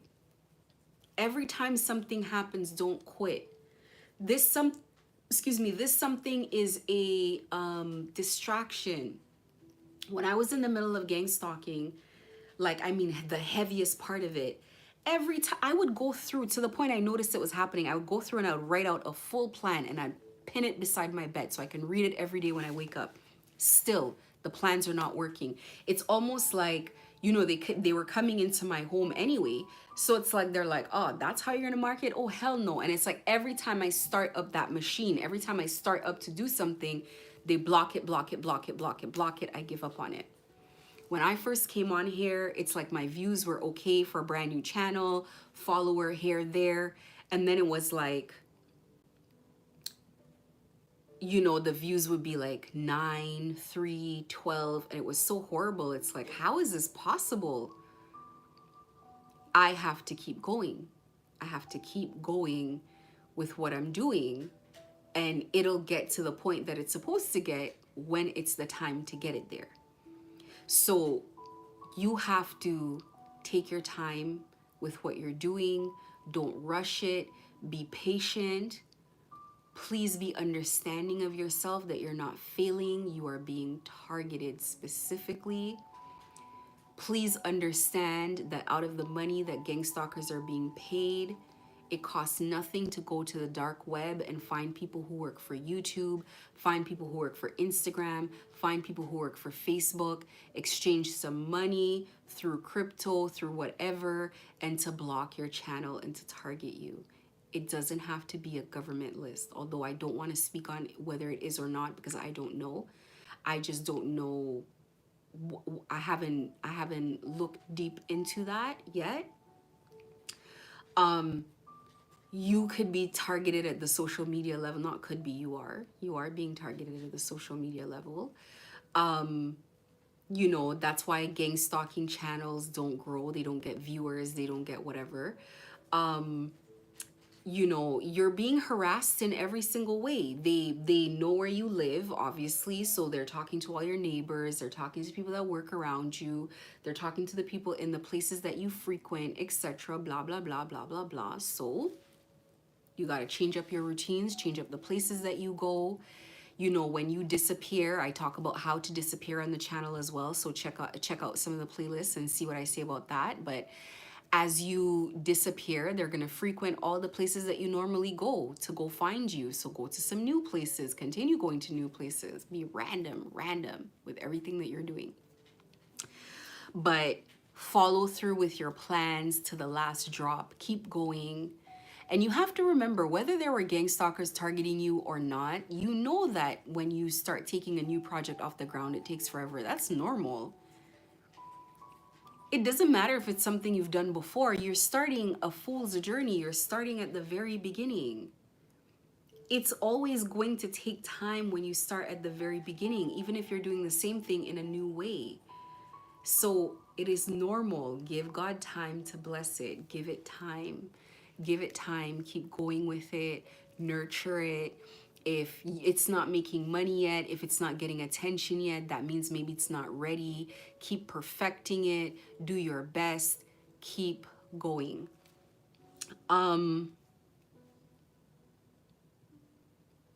So yeah, like I said, getting away with false moves won't work. Getting away with the laziness that you probably got away with from before will not work. They'll block everything. You got to keep going. And you got to do it the right way and get in the habit of that. This is how I kind of want you to look at your life moving forward, okay? You have to kind of look at it like, and I've been giving this example in the last few times that I've spoken, and this is the best way to look at it. You have to kind of look at yourself as somebody who's got your letter in the mail that you are going to be an NBA draft pick, okay? You've gotten this letter in the mail. You are in January and you're an NBA draft pick. Like, it's done. It's done. They've chosen you, but you're signing in December of this year. Now, they know that you've gotten this letter. And when you have been drafted, to the NBA, it means that there's money coming. It means that as soon as you sign up with, I don't know how it works, I don't watch sports, but let's say as soon as you sign up with the team that you're going to be playing with, there are millions involved, and it's guaranteed. I'm using money, but the money is a representation of the life that you're meant to live, right? So they know that you're going to get this money. And there's one of two things that they want to do. They either want to squeeze into your life so that they can enjoy some of it, or they want to stop you from getting it. They have 12 months. They have 12 months. They either want to push somebody in your life to marry you, have a baby with you, become friends with you, work out with you in the gym, try to pretend like they taught you how to shoot, do something so that they can either have some sort of claim to fame, like I'm the one that used to work out with you, I helped you perfect your shot. They don't care about lying. Or I have a baby with you. Oh, he's a bad father. He didn't do this and that. They want some claim, some claim to what is going on here. And if they really can't have a claim to it, then they want you in some sort of scandal, or that you got to keep your nose clean. So, oh, he does drugs with me, or he does this, or he breaks laws, or whatever. Some way to discredit you and destroy you before you can get there. And that is legit what is happening. That is why they keep doing the things that they keep doing. They want to claw you out of a position that is rightfully yours. You already got the letter. It's a done deal. Only you can screw it up. And coming in with a scandal is not the way you want to come in. They know that with something like that would disqualify you for that position. So if you end up breaking the law and you end up going to jail, and that might rescind that offer. But once you get to the point where the offer is signed, it's yours, then you have rights to it. And that is yours. And it's like you're drafted in. It is what it is. This is why I say, if you got your letter spiritually, you're not going to the gym, you're not working out, you're not, practicing your shot, and you got the letter in January and it's ripe or ready to sign in December, and you're doing none of the above, and you've given up on yourself, then what makes you think that when it's time to be drafted that you're going to be fit to get what you're supposed to get? This project, this you shooting in the gym is not going to give you a penny. From January to December, you shooting in the gym is not going to give you a penny. It's not going to give you all the girls in the world. It's not going to make you famous. There's going to be no results from this. What you're doing is you're preparing for December. You're preparing for your winning season. That is why your patience is essential. That is why you got to keep doing what you're doing, cultivating it, growing it. If you get to December and God is like, you know what, I just wanted to test your willpower and your patience. We actually don't need this. We'll do something else. Then let God say that. You can't sit idle for a year. You can't give up on yourself. That is the point of what they're trying to make you do. They want you to sit here. They want you to get fat, demotivated, and you're saying, it's okay. In December, I'll be... You got to keep going. People have to see that it is possible to survive this on your feet. That's the point. You have to live to tell your story. People are looking at you and they're thinking, I want to get out of this lifestyle, but I'm scared. And in a way, they're kind of putting you on a bit of a pedestal and putting you in a position where almost like your success and how you navigate it is giving them hope. You kind of have to remember that. Through gang stalking, one of the things that I looked at is that I have children. And the way I navigate my storms, the way I navigate my trials, the way I navigate things, it's an example to them. It's one thing to be an example of how to be successful, how to work hard, and how to live. but they might also need to know how to go through trials, how to navigate setbacks, you know, how to deal with people coming at you, etc. They might need to know that as well. I think that might be very valuable information. So I think you need to, and not that I think, it's just common sense. A lot of people know that you're being gang stalked. That's the nature of being gang stalked. Whether they tell you or not, you're isolated, so you don't know. And the way that you're navigating your gang stalking journey is going to help people decide, do they want to come forward with information? Can they survive it too? What is it going to look like? And I'm not saying to like lie and pretend that everything is perfect. I'm just saying the way you navigate it with grace says a lot, not just about you, but about when you say you believe in God, is God real? When you say God has been helping you through, what does that look like? Does that look like you no longer taking care of yourself, looking depressed, looking a mess, looking completely depleted? Everything you talk about doesn't have to be gang stalking. Sometimes you could take a break from it. I suggest you take a break from it, to be honest with you. Not suggest, like it's highly, like you should. Walk around in a peace that your ancestors and God is fighting so hard to give to you. Blocking things from you that would really tear you apart, like sickness, like total financial ruin, like not having food to eat, like the things that they're wishing on you to happen, it's being completely blocked. You got to work with them. You got to smile sometimes. You got to be at peace sometimes. You got to let them know that what they're doing is working and that you're strong. You have to be an example to other people who are just like you. They are quiet like you, they are peaceful like you. That yes, I know that you guys know that I'm going through something, but guess what? I am navigating this better and better every day. I may not have started in the best position, but every day I put one foot in front of the other. And that's the part of you that is very strong. You are probably developing that part of you as well. Like, that part is being birthed through your gang stalking experience.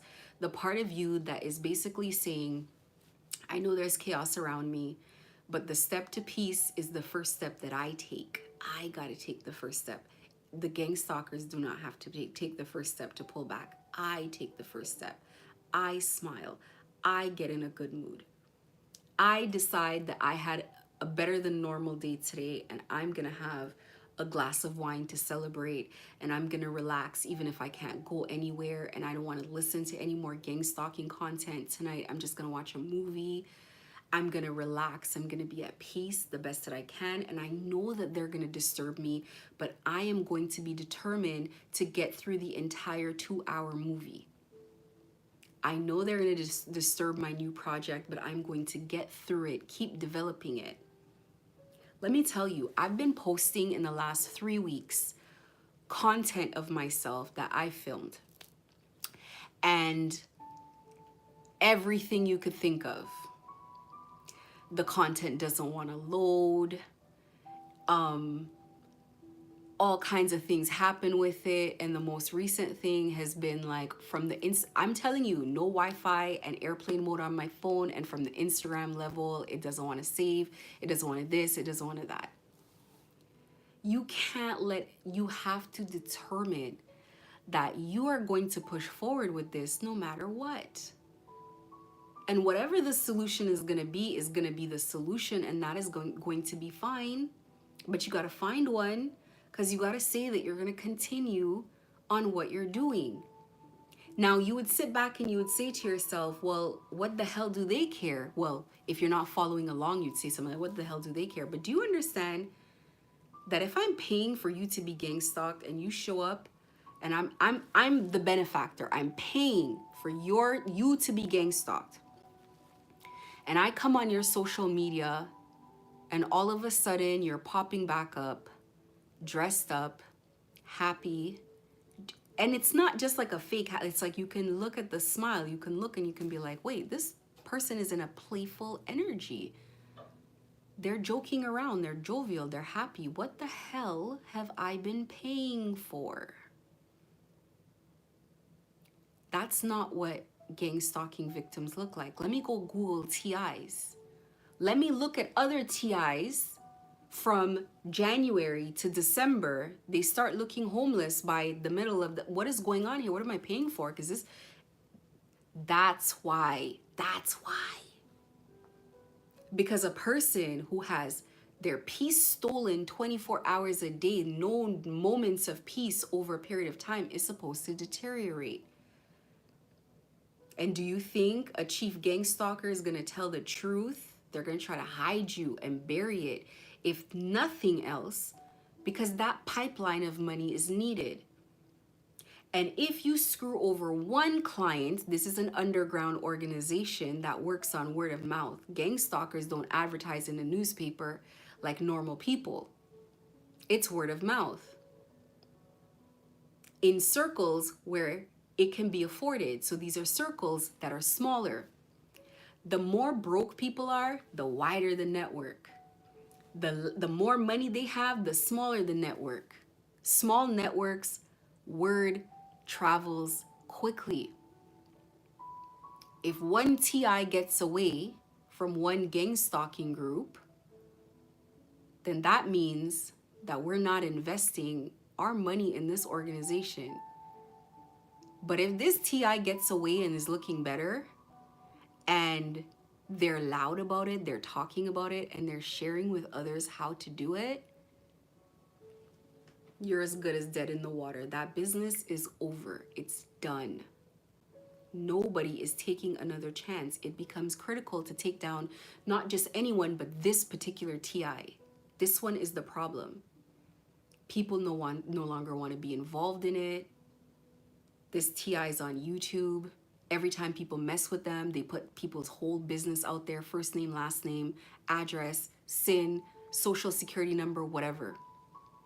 Who wants to be the gang stalker that crosses this person? Nobody wants to be the gang stalker friend, boyfriend, or nothing of this person. This person's looking like they're a little bit strategic about like the way they're going about it. This is how you gotta go through your journey. You gotta go through your journey, and whatever I went through, I made a lot of mistakes, okay, because I was figuring it out on my own. Believe it or not, God was helping, guiding, giving a framework. I gotta figure it out on my own. I gotta be able to navigate it. If God gives me publicly information, sends people with messages, whatever, then that means everybody has it. I have to navigate it. So with whatever information I give you, you got to take the information as a framework and navigate around it and make it your own. Make it fit to your situation. It's not just taking everything people say verbatim on the internet. Use discernment. Some things will fit, some things will not. Some things will be possible. Some things you'll need to tweak, and some things you'll need to retry a million times until it becomes like second nature to you and you know how to do certain things, because they're going to block it. They're going to block it. As soon as I said on here, they listen through the laptop, you got to close the laptop down. Let me tell you, I can close the screen of my laptop right now and the music will still play for the next hour. Why? Because they heard me say it. That's why. I gave them what I was doing so now they can have a workaround. It's the same for you. You have to know that once I say it online, and let me tell you what would happen. When I first came on here and TIs would come on my page and God forbid they would comment, I wouldn't find their page anymore. They would take their page down. They would say all their videos would get deleted that they've made. Like, I mean, they would have to go out of their way with that particular TI. And they started getting mad. My thing would be covered in trolls who would be pissed off. I would get on here and people would be like, you again, and all this kind of stuff. But I'd also have comments where people would come and it's like during like the premiere of my video or whatever, people would be like, you always come on right on time. And my mood was at that time just showing people that you don't have to be afraid of this situation. because people were running around scared, and I was like, why are we scared of this? It's just like normal people on the street being weird. You just feel like it's more than it is. It's not. These people are just being weird, and they're being whatever. And when you cleanse all the spell work out, when you heal, which takes a while, don't rush it.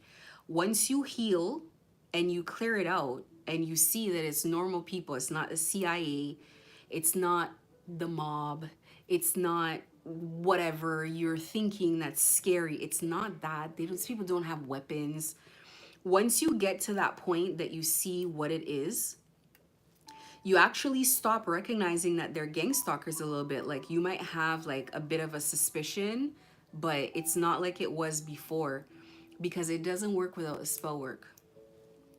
Once you start cleansing your energy and you make that a routine, because your energy, cleansing your energy is like taking a bath, but spiritually. You haven't taken a spiritual bath ever, some of you guys. You guys have been born and you've been living 40, 50 years, whatever, without ever taking a spiritual bath, without ever cleansing your energy spiritually. One bath is not enough. But as you start continually taking more and more, and the work is getting deeper and deeper and deeper and deeper, and as you start cleansing yourself, you will notice you will return back to yourself.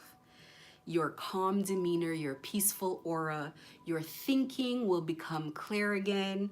You will get back to, and your connection with God will heighten, and you'll start noticing when things are off.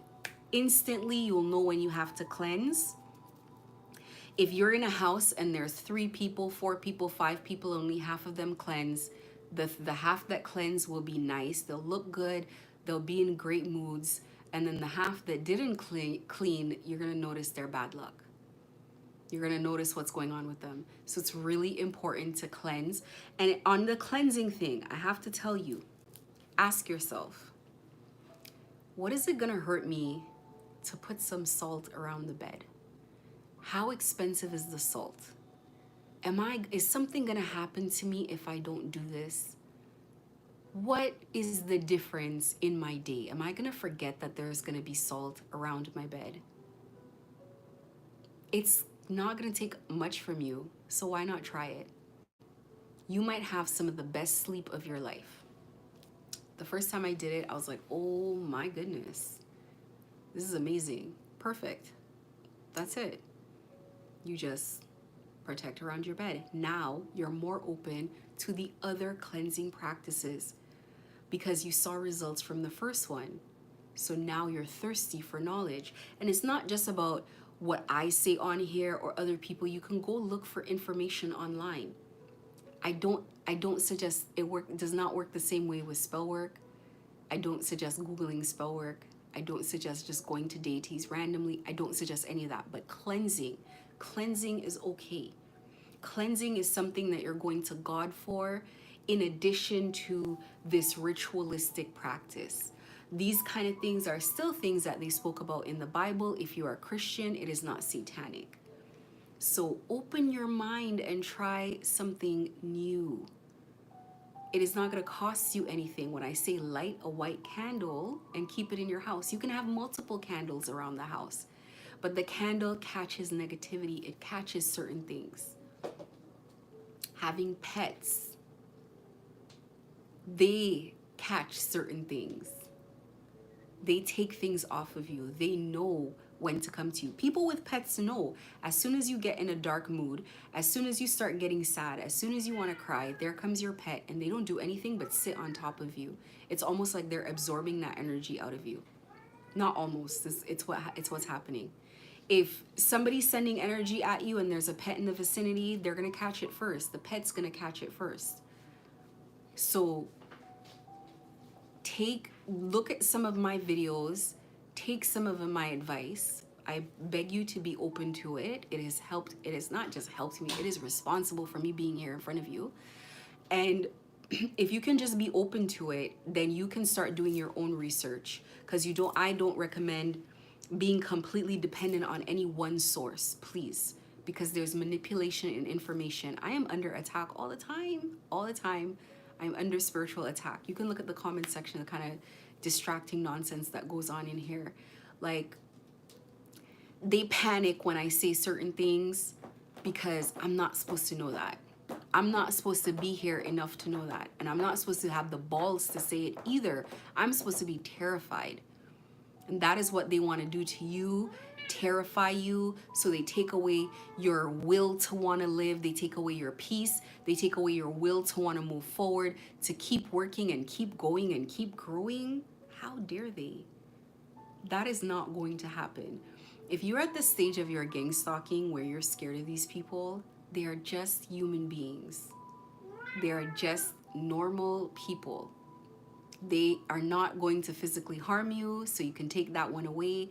And now that you know that, they're just going to be rude and try to make you have a negative life experience. Your life is fine. It's protected. Ignore them. And they're going to start going to further and further lengths because you know what? Somebody paid for a job and the job is not getting done. You don't look like a TI. Can I tell you one of my fears right now? It's not a fear. But I could be accused of not being a TI. I don't look like it. I don't act like it. I don't sound like it. Because I've broken out. I've broken out. Even when I was going through the heart of it, it still wasn't what they needed it to be. That's why I say walk through it with grace. People are watching you. Walk through it with grace. And don't let things get to the point where it's like you're deteriorating. You got to stop, turn in the opposite direction and start healing. Stop, turn in the opposite direction and say, I've gone far enough. It's your choice. It's your choice. I've gone far enough with this nonsense now. It's time to get back to me and start with baby steps. What do I like doing? What do I like eating? What do I want to wear? For no particular reason, because there is no occasion necessarily coming up, but for no particular reason, you can just get up and say, I'm going to wear something nice. I'm going to take some pictures of myself. I'm going to feel good. Maybe you know, whatever it is that makes you feel good, gets you in a playful energy, in a childlike energy, whatever it is that you feel like you want to get to, you want to get back to yourself. That was one of the things for me. Like and my daughter had been trying to convince me of this from last year. She's like, let me do your makeup. Let me do your hair. Come, let's take pictures. Let's do this. And it's like, I just wasn't in the mood. I just didn't want to. And when I finally did it, I was like, oh my God, I feel amazing. I feel better about myself. Now, I don't even like makeup. So that's another story. That's another story. And it's just me being lazy and not liking washing it off. It's a totally different story. However, for that time that I put myself together and I feel good about myself, I feel amazing, and that puts me in a good mood by itself. And that's free. That's free. That puts me in a good mood. So you got to think about like what's going to put you in a good mood. It could be anything. Maybe you're going to drive to, if you're a guy, like maybe you're going to drive to a dealership that you've never gone to, that you have no connection to, and you got to do it on the first try, because if you go the second time, they're going to follow you around. You go to a dealership and you pretend like you're going to buy a very nice car that you're not going, obviously not going to, and taking it for a test drive. And remembering the times when you were in a position to buy a car like that. Or even if you weren't in the position to buy it, but you were just in a position where you maybe would have considered it and not have to think about targeting. Because what it's doing is putting you back in that abundant mood. It's putting you back in the, well, maybe. It's putting you back into the mood of possibilities. It's putting you in that mood. I had to do that with myself, whether or not I was targeted. Before you can go and buy a dream house, you usually just go to open houses. You usually just go look at model homes. And then you take that feeling like, damn, some people are living like this. Let me tell you, I went to my first model home for no reason. I was going there like, why are you going there? Like, they're gonna try to sell you a house. And you're gonna be like, wow, such a great price. Let me call you. You know, when they give you the business card, and you're like, absolutely. I'm Monday, 9 o'clock. I'm gonna call you. And you're like, no interest. I went to this model home and I saw an elevator in the house. And I was like, people have elevators in their house? What? that became my new thing. It was for no other reason than to just be like, I just want an elevator in a house. And that started me on this 1-2 year thing of like, I want a house with an elevator. Actually, it was way less than that. And I remember it was like I just kept going back to seeing different ones, and every time it would come up, it was like a hobby. I would look at it on Pinterest, I would imagine them, and then finally I got to the point where I was like, okay, let's talk about like the deposit, like how would this work? And I kept reworking it in my mind all the time, like, okay, if I sell that one and if I do this, and how much would the payments be? And I was talking to these people and looking it up online and what. That's how it starts. What are you into? Is it motorcycles? Is it shoes? You don't know that you're supposed to be selling motorcycles until you.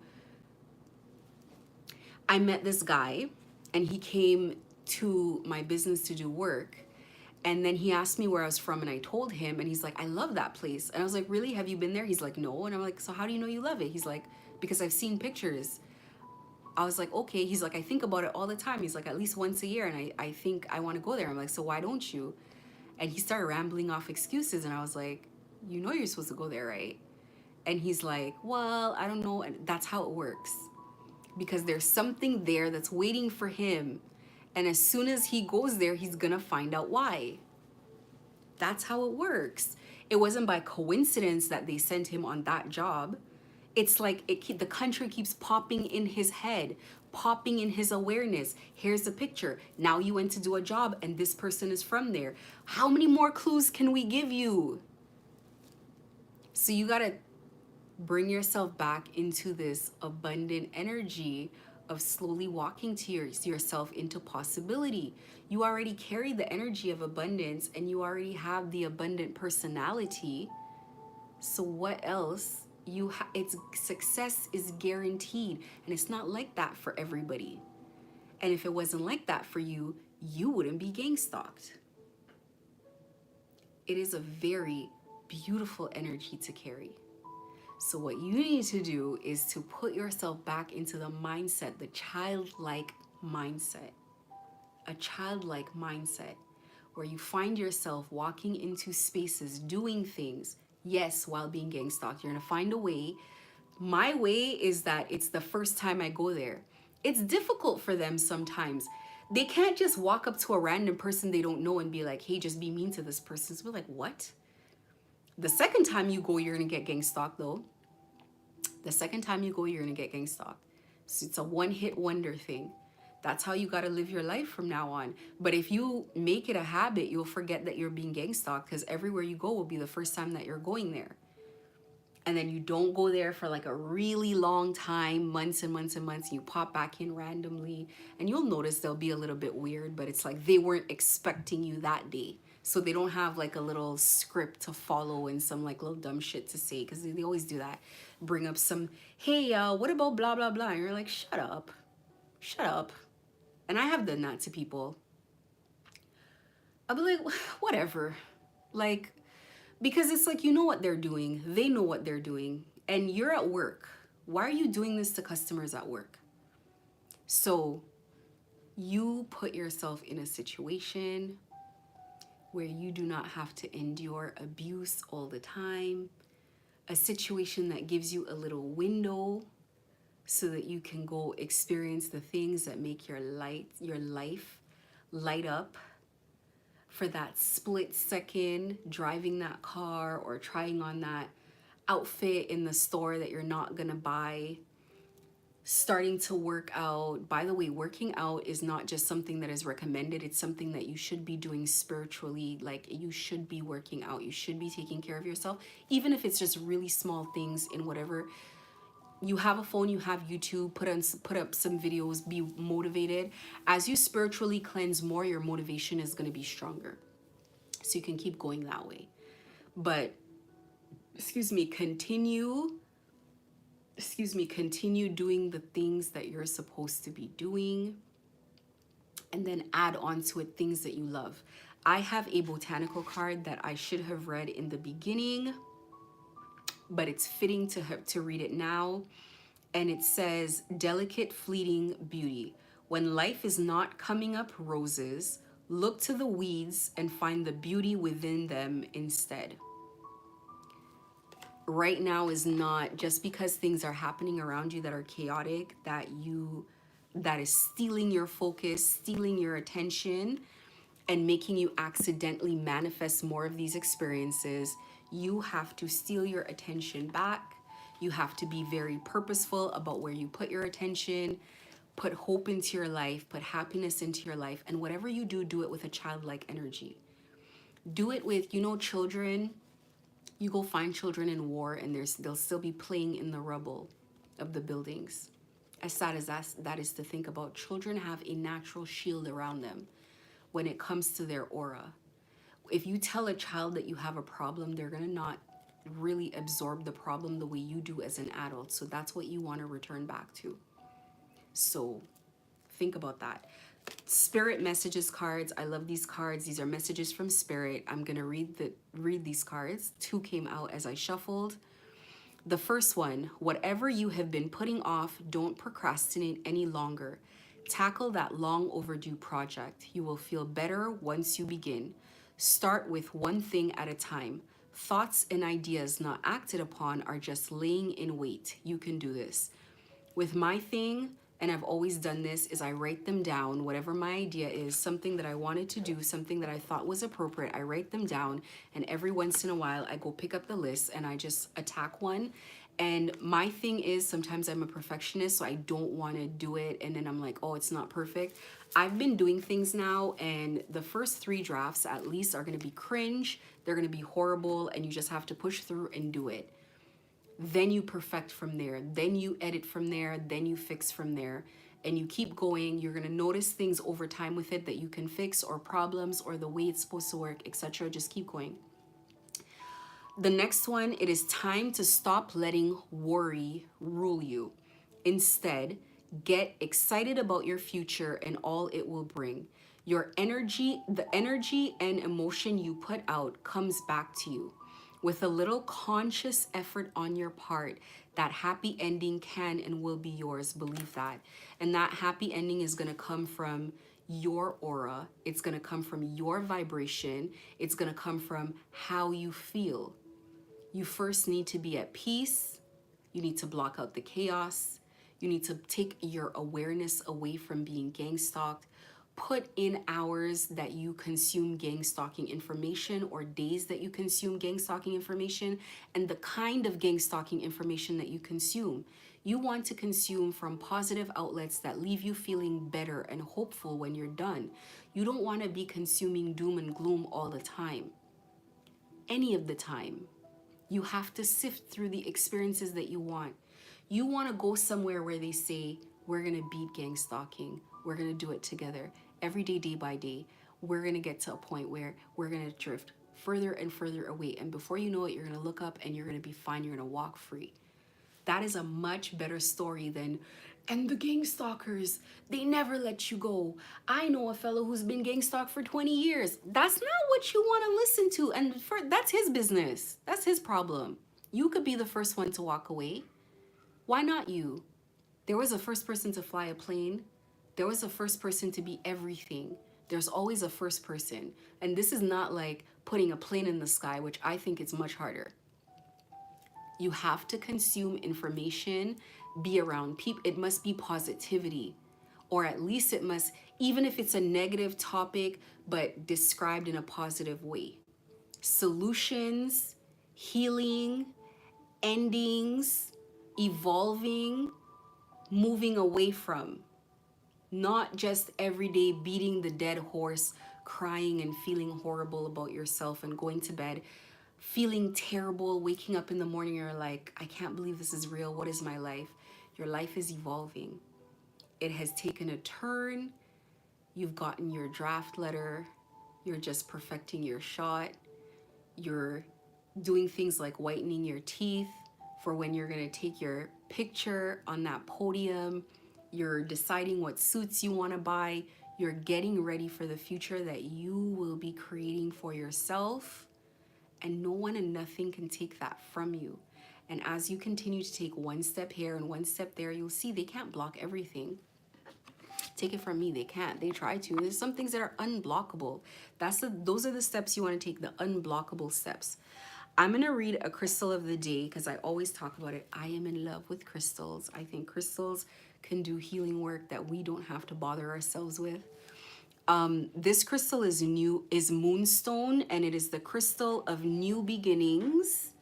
And this is what it looks like. It's like a little silvery looking stone with like sort of gold in it. I think I have Moonstone. So this is what my Moonstone bracelet looks like. And you should buy bracelets, necklaces, whatever with crystals. I'm absolutely in love with them. So this is a high to extremely high crystal. This luminous stone is traditionally associated with the moon, femininity and feminine energy, the waxing and waning of the moon, mirroring the ebb and the flow of the menstrual cycle. Now, let me pause. Feminine energy has really nothing to do. Feminine energy has nothing really to do with if you're a woman or not. It's an energy.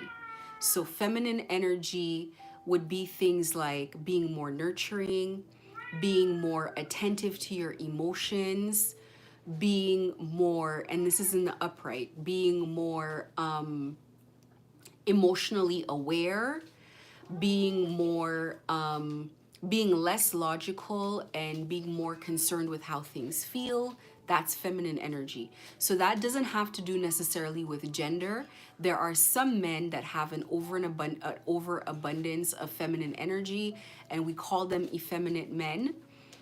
And some of them, it's like feminine energy in the reverse. They gossip more. They always in some type of drama. They, things like that, right? And anyways, so it says a powerful healer of the female reproductive cycle and menstrual related disease. Moonstone assists with PMS, conception, pregnancy, and birth.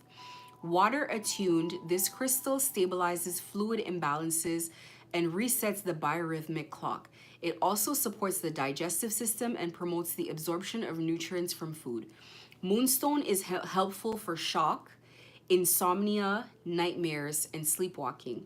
This crystal also calms hyperactive children. In the mind, it stabilizes emotions, reduces instability, prevents overreactions, and soothes stress. And in the spirit, it strengthens intuition, enhances psychic abilities. And just because this card talks about Moonstone with PMS and feminine stuff, if you were to Google it, it probably would give you like a totally different definition. It would talk more about the psychic stuff. It would talk more about this, more about that. So crystals do different things. So don't think that I have crystals that are recommended for men. Like this one right here, Tiger's Eye, is a very masculine crystal. Also obsidian, the darker crystals are usually like more masculine crystals, and I still have them anyway. I don't like, it doesn't make a difference on that. Anyway, I am going to wrap it up. Thank you guys for hanging in there. I hope you guys feel better. I hope more than anything that you feel hopeful for your future. And the week starting ahead, I want you to sit down and write down some of the goals that you want for yourself. And you're not going to believe the majority of the things on the paper. And your mind is going to tell you all the reasons why you cannot do it. And that is not what the goal of it is. It's just to get you to start tackling little problems and little things you've been procrastinating on one at a time. And that's advice I also have to take too, because sometimes I don't want to get aggravated with pushback, but it's to help me grow. So thank you very much. Have a great night. And just remember, God loves you.